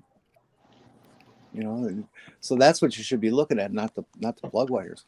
People love to change coils too. You know, until one particular coil was in BMWs, I had never changed a coil in a car ever because it failed. And then this one particular coil was just under-designed and failed all the time until they redesigned it. What else? Never. Yeah, Mark, that's like I had a 95 Geo Metro, but absolutely no electronics. It still had a carburetor. The engine under there looked like something that was built in the early 70s. Except that was only a 3-cylinder. Yeah, I know. That was what got me about the Geos. They were like 3 cylinders. It was like half a motorcycle. Yeah, but that was an engine I could work on. Since it didn't have the electronics, I could figure out mechanically what was wrong with it, and I could work on that one. Once they put computers into them, you know, then I can't figure out what it's doing or what it thinks it's doing. But you see, you can, because the problems are not ever in the computer. No, but like I say, a lot of times they're the wiring or the sensors. Yes, and that's a matter of physical inspection and testing. Okay, the computer does fail once in a while, but it's almost never the computer. It's the wiring, it's the connectors. Mm-hmm. It's the plugs. It's something like that. Yeah.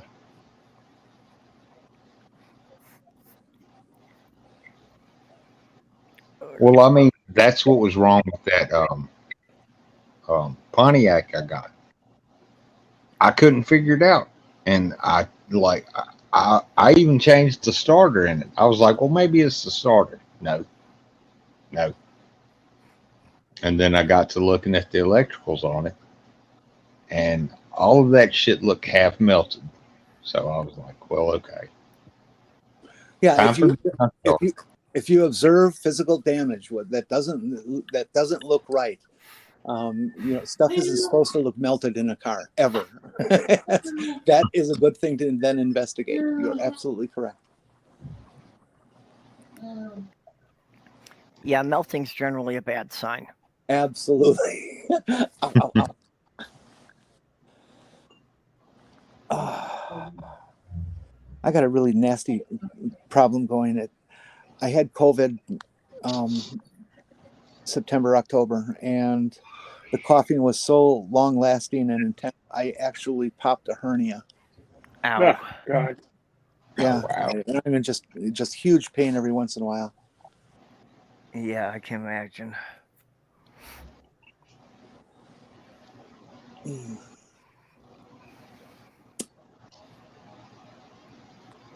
wonder if Medicare covers those.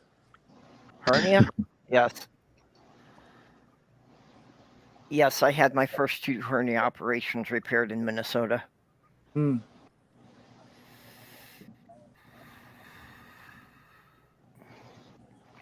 Except one of them reoccurred a few years after, so I had to have it redone.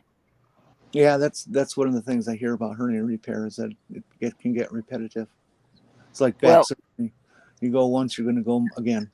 They really should give you extended warranties on those.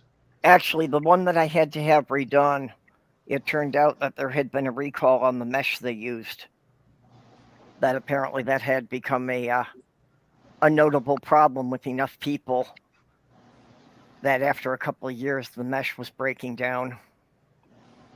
Yeah, and there's a big class action lawsuit about that. Yep.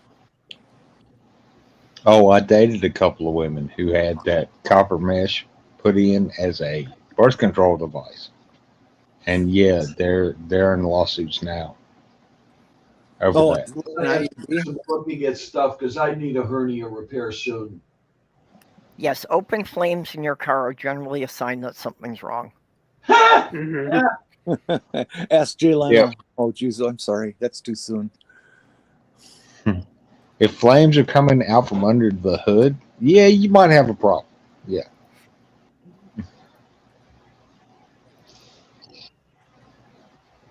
We used to rig up exhaust on cars with various little electrical devices so that you could turn it on and rev the engine when it's stationary, and it spits out flame 4 or 5 feet from the car.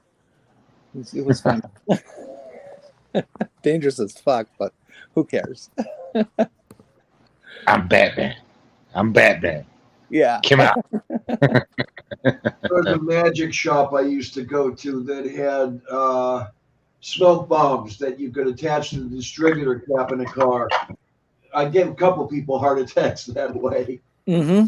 That would be a great device. You know what you do if you ever want to disable somebody's car and them have no clue what it is and almost impossible to diagnose?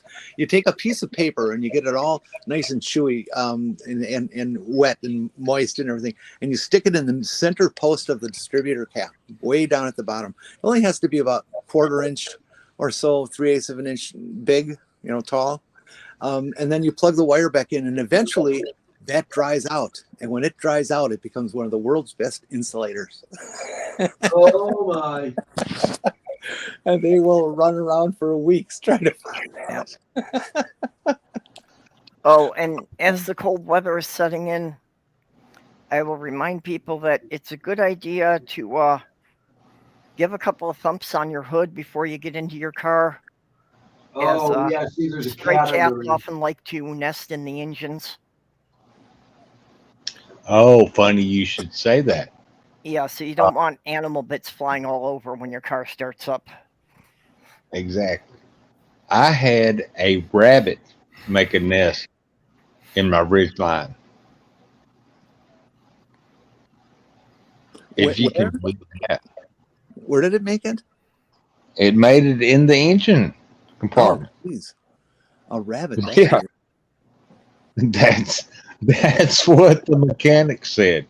I Well, I'm had not surprised. It's mostly just it's warm in there, so they're going to try to find someplace warm when it's below freezing outside. well, I mean, they said they had seen raccoons and opossums and what did they say? They said Squirrels, mice, rats. squirrels. Yeah. But they had never seen a rabbit before. That just sounds weird. I can't imagine a rabbit trying to climb up somewhere to put a nest. If they're It brown. did.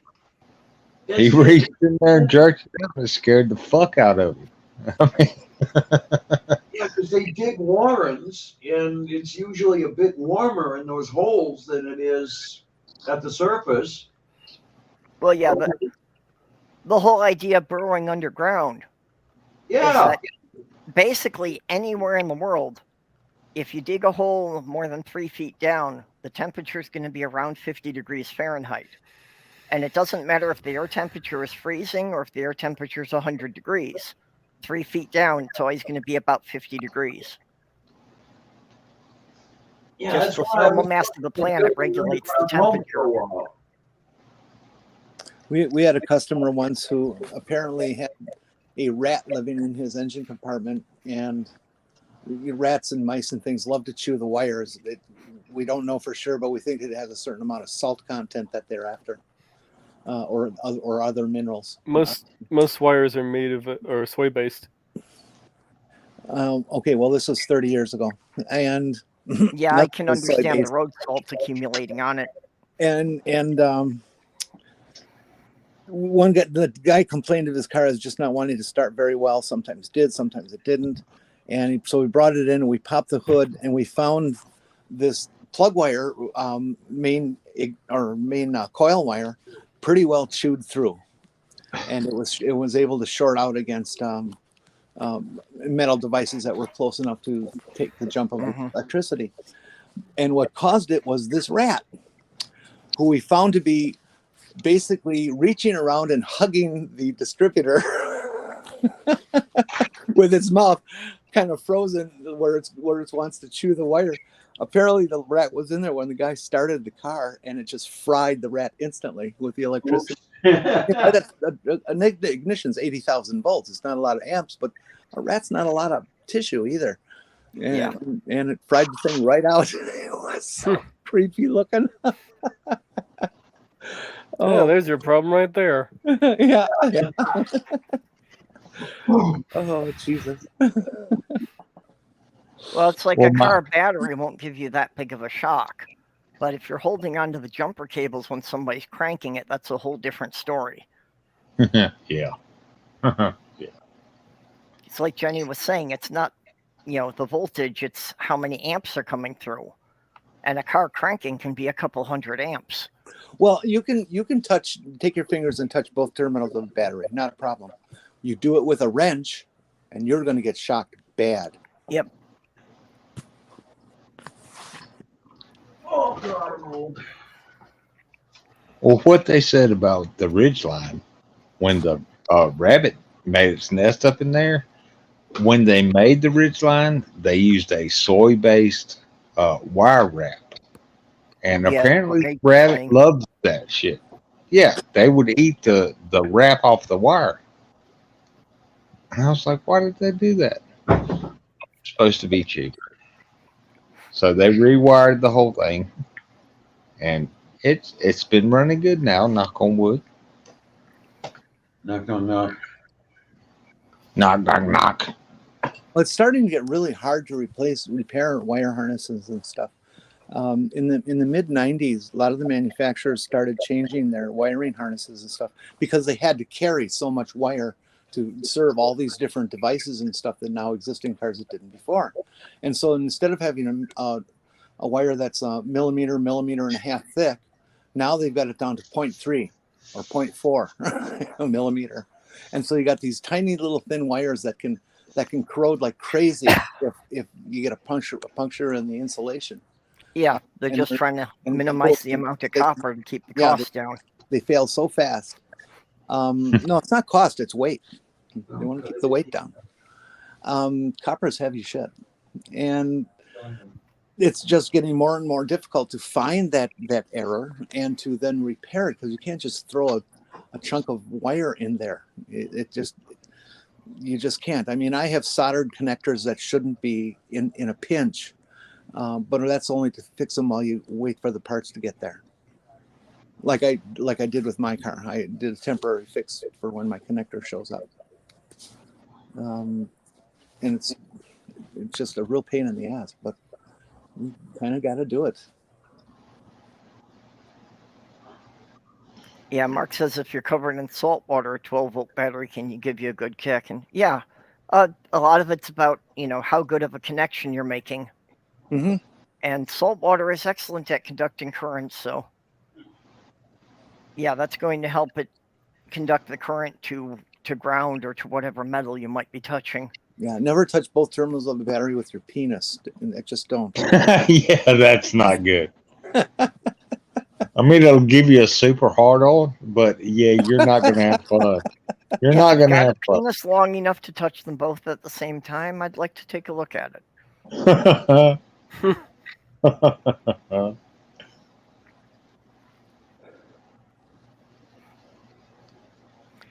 Hey, I've been celibate for 8 years because of situations. It has nothing to do with my desire.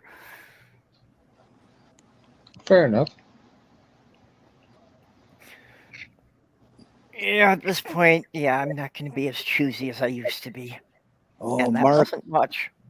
Mark, boats are a completely different animal than a car when it comes to motors. They have to every device that goes on a motor in a boat, because it's assumed that it's going to be in an enclosed space, it has to be absolutely spark-free, short-free, just not able to do that. And everything is just maxi grounded and maxi shielded. And it's just a whole nother, I would never want to work on a boat. Never, ever. Yeah, I gotta make sure everything's sealed up. Yeah, my uncle told me an acronym for boat. It's called bust out another $1,000. Yeah. A hole in the water you pour money into. Mm-hmm. Yeah. Offshore sailing, standing in a cold shower, ripping up $100 bills. just set them on fire. Yeah. No, standing in a cold shower, ripping them up. It's more like it. And it feels like it too, let me tell you. Okay. Yeah, people always think that people who are sailing are having such a good time out there. You're fun. You're counterweighting a hike in the boat, and you're getting all the spray on you, and everything's in the sun, and they're in shorts. That water's cold, man. Unless it's the Gulf Stream, in which case it's nice and warm. It's really neat. It's a river in the ocean. It's really cool. It's night. Sailing, voyaging, long voyages are really cool. Night sailing is absolutely amazing. Well, you feel like being You're in this little tiny little thing, hundreds of miles away from any land, nothing but sea around you, and the sky it doesn't get any darker. It's just so gorgeous. It's really, really cool. Oh, if you like being sprayed with something warm and salty, what can I say? Just saying. I'm envious of you, Stephanie, to see a sky like that. Well, that when you see the Southern Cross for the first time, you understand now why it came this way and all that shit. It's remarkable. But sailing, it's really nice. Yeah, you can be sailing. I wouldn't want to be sailing today, and I have been sailing in conditions like this that just like miserable. But sailing in the tropics is great. It's warm, lovely. It's great. Yeah, not too many tropical regions around Minnesota. No.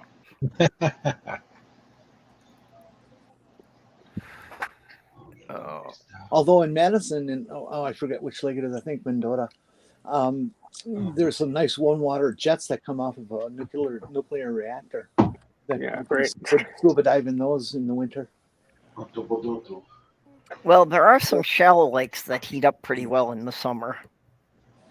Yeah, and the whole glowing in the dark thing, that's just a fun side of it. No, I mean natural shallow lakes that just don't get very deep. So after, around July, after they've had a couple of months of warm weather, they can get to be decent temperatures. Yeah, like Lake Winnebago in Wisconsin, average depth of 15 feet. But it's a really big lake. Iron Lake in Upper Michigan, I don't think there's any point in the lake that's more than 8 feet deep. Really? Yeah.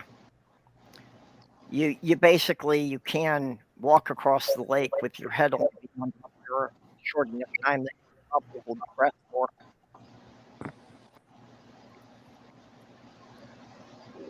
Well, the Congress passed the Marriage Equality Act. That's good, as far as it goes. Oh yeah, the Senate did. They got enough votes. Yeah. Yep. Well, those Republicans are scared, aren't they?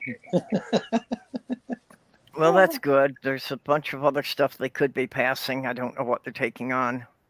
I agree. The Equality Act would be a good one to pass, but Republicans aren't going to let that one go. After all, who wants equality? Okay, Aunt Jura's recommending a series called Boundless about Magellan. Said if you're interested in sailing, you might enjoy it. I'll take a look. Stephanie, did you ever see by chance this old house used to have one of its hosts by the name of Steve Thomas, and he was really misplaced in the home kind of thing because he's just this brilliant maritime kind of guy. Really? And he did a show for a PBS once, a documentary on the Polynesian canoeists and stuff that could guide themselves by the damn stars in a canoe across thousands of miles of ocean. Yes. By stars. The whole Polynesian settlement of the islands of the South Pacific. How they could read the ocean, by what kind of swells there are, the shape of the waves, the little tiny ones. It was just amazing that these people can do what they do. Yeah. Yeah, it's something that has puzzled anthropologists for decades about how they got to many of those islands. They used celestial navigation without a sextant, without any. They just.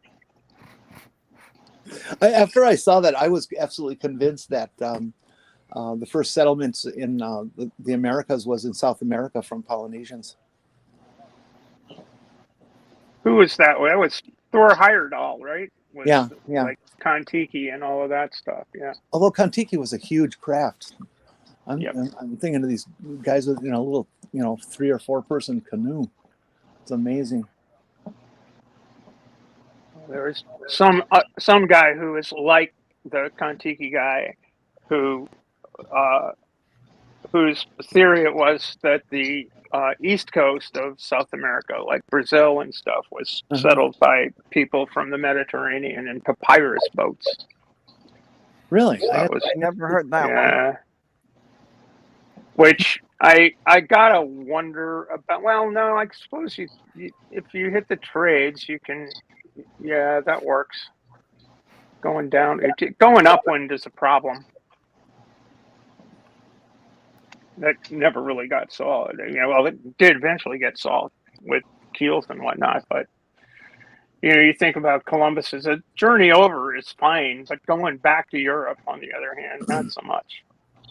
Unless you head north and get into the westerlies. They didn't know about that stuff then, huh? Well, they hadn't figured it out all that well. Huh.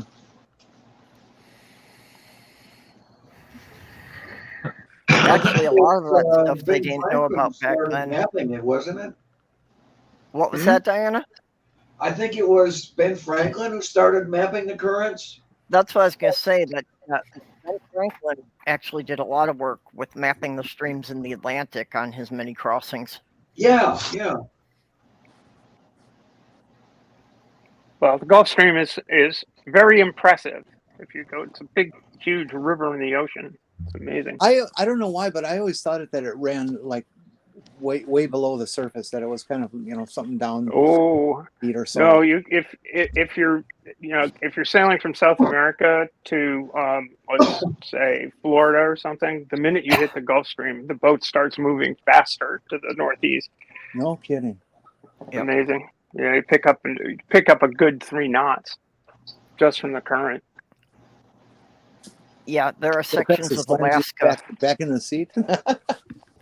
And about 6 or 7 degrees Fahrenheit in the air temperature too. It's amazing. There are sections of Alaska that have an extra month of their growing season just because they're up against the Gulf Stream. Well, not in Alaska, they're not. Atlantic, my dear.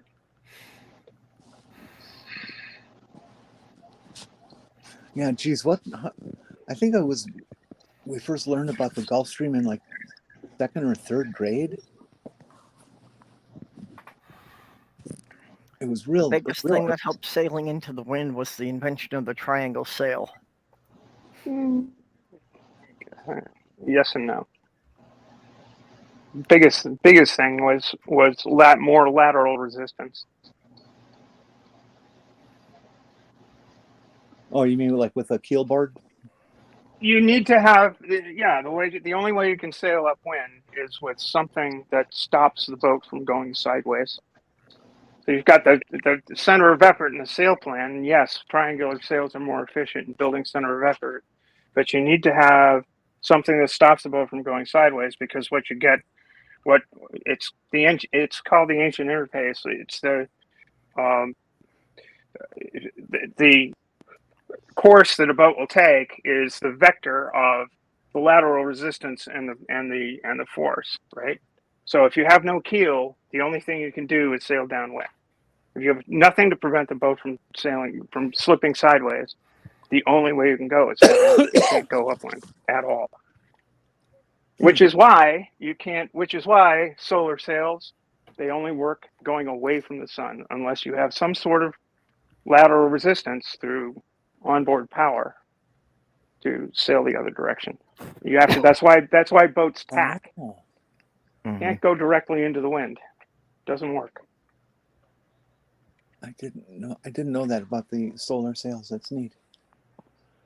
I hadn't thought about that, but it makes sense. Yeah.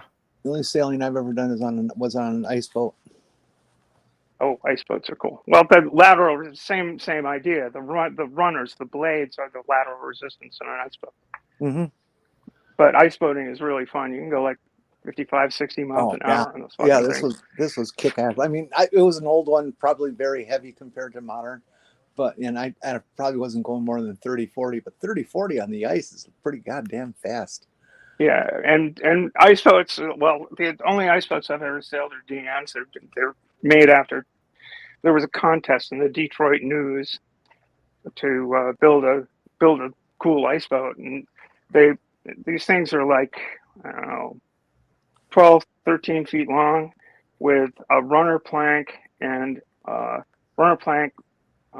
skates on both sides, a sloop rig, actually just a mainsail, and they go like a bat out of hell. Those things are great.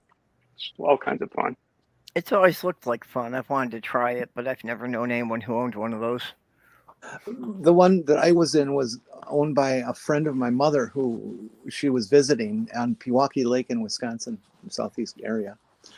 And I had no idea how to do it. She said, "Well, go ahead and take it out." It's like this lake is miles and miles long and wide, and so I was going out and I suddenly realized, wait a minute, I don't know how to get back. Yeah, I was gonna say, how do you get back to where you started from? So I had to figure out hacking just by myself, and I did. I didn't freeze on the lake. It was kind of fun. It's a story of my very first adventure in a sailboat. Was, oh wow, going downwind. This is easy. Oh, this is fun. Oh wow, it's really, really great. It was on this thing called a sailfish, and it had a dagger board. That was the thing to stop the thing from going sideways. I finally figured out what the dagger board went, but it took me several attempts because the boat kept flipping over. I was about like 12 years old. Oh, Like, geez. oh shit! How I old- sailed all the way to the end of the lake, and then now I have to go. Now I have to turn around and go back. Huh? I think I was junior high school or just before high school. I wanted to go again, but I never got it together to go again.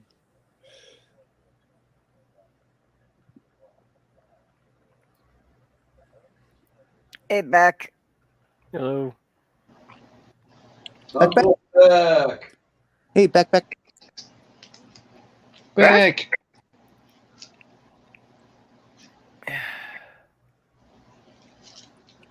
Yeah, see, this is why I joined the Army, because I didn't want to get on a boat. I didn't want to get on an airplane. But, fuck me. It happened anyway. I don't think I could ever do open water sailing like you do, Steph. I would just be too frightened being in the middle of ocean. It would just Moments of sheer terror do occur. Yes. Yeah, and then you see these films of some of these big, huge freighters or vacation boats and shit out there in 40, 50-foot swells, breaking over the nose of the boat. And it's like, God damn, I don't want to be anywhere near that kind of action. I've never done it in anything bigger than a 60-foot sailboat. So, wow. I admire your bravery. Way back when I was still living in the Chicago suburbs, we had a friend who joined the Navy because he bought the whole Navy campaign of join the Navy, see the world. Mm-hmm. They sent him for training at the Glenview Naval Air Base, which was less than 40 miles north of us.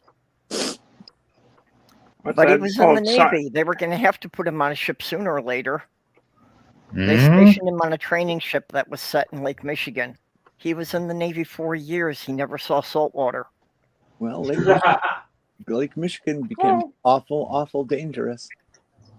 They are big lakes. I mean, this is true. The Great Lakes have taken down some pretty big boats. Yeah, there's hundreds and hundreds of wrecks in the Great Lakes. Somewhere around here, I've got a map of that. I've got a map of the shipwrecks of Lake Superior. And yeah, there's like 180 listed on that map. The legend lives on from the Chippewa down that's the to most the big famous lake one, they thanks call to the song. Kitchigoomee.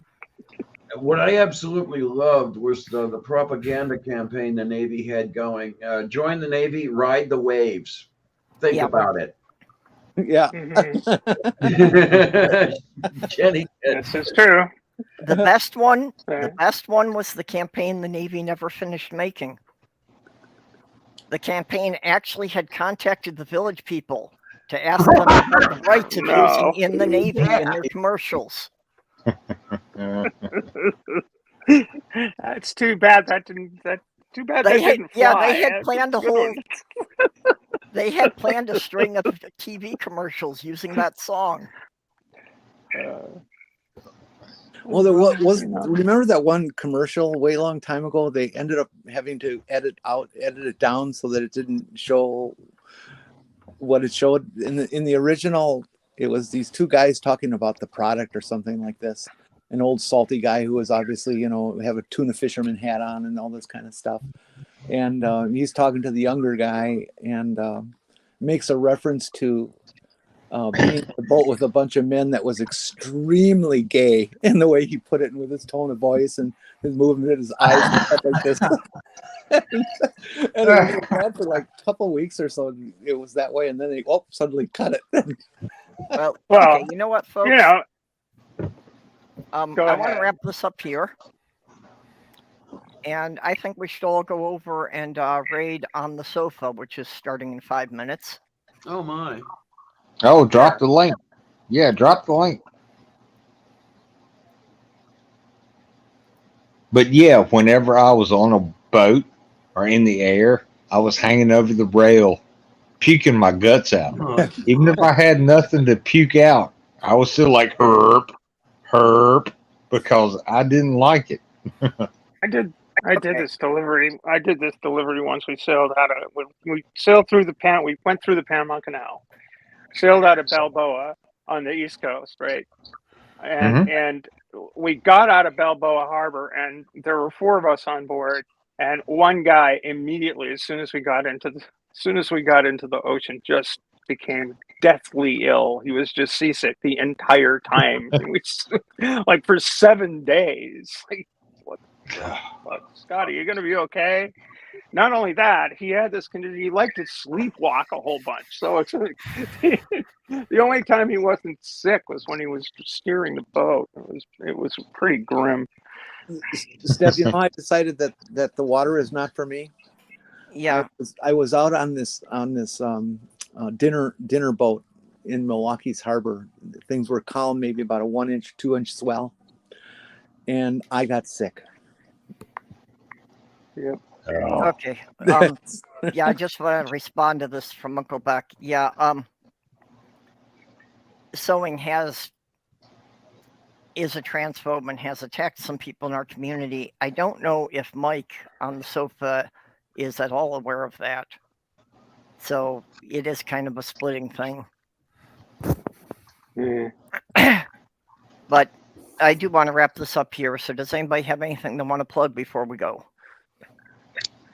I haven't decided whether or not I need to put the effort in. I might get on later tonight. I might not. Probably not. So don't be distraught if I don't show up.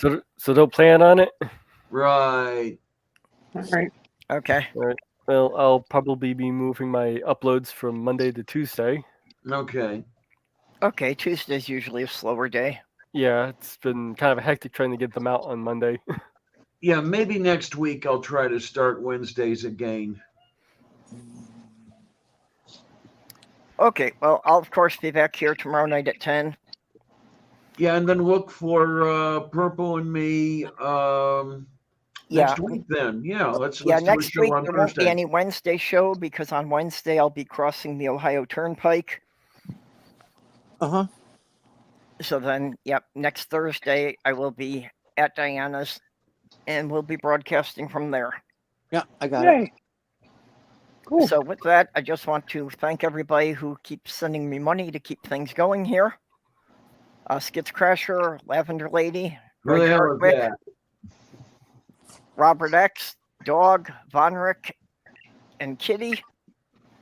I appreciate you helping me pay the bills here so I can keep doing things. We love you, helping me dear. pay for the internet and helping me pay for StreamYards. Oh yeah, thanks for having me up there, Purple. I appreciate it. Yeah, it's been great. Thank you. Okay, so with that, we will bid you all farewell for now. Bye. Take care, kids.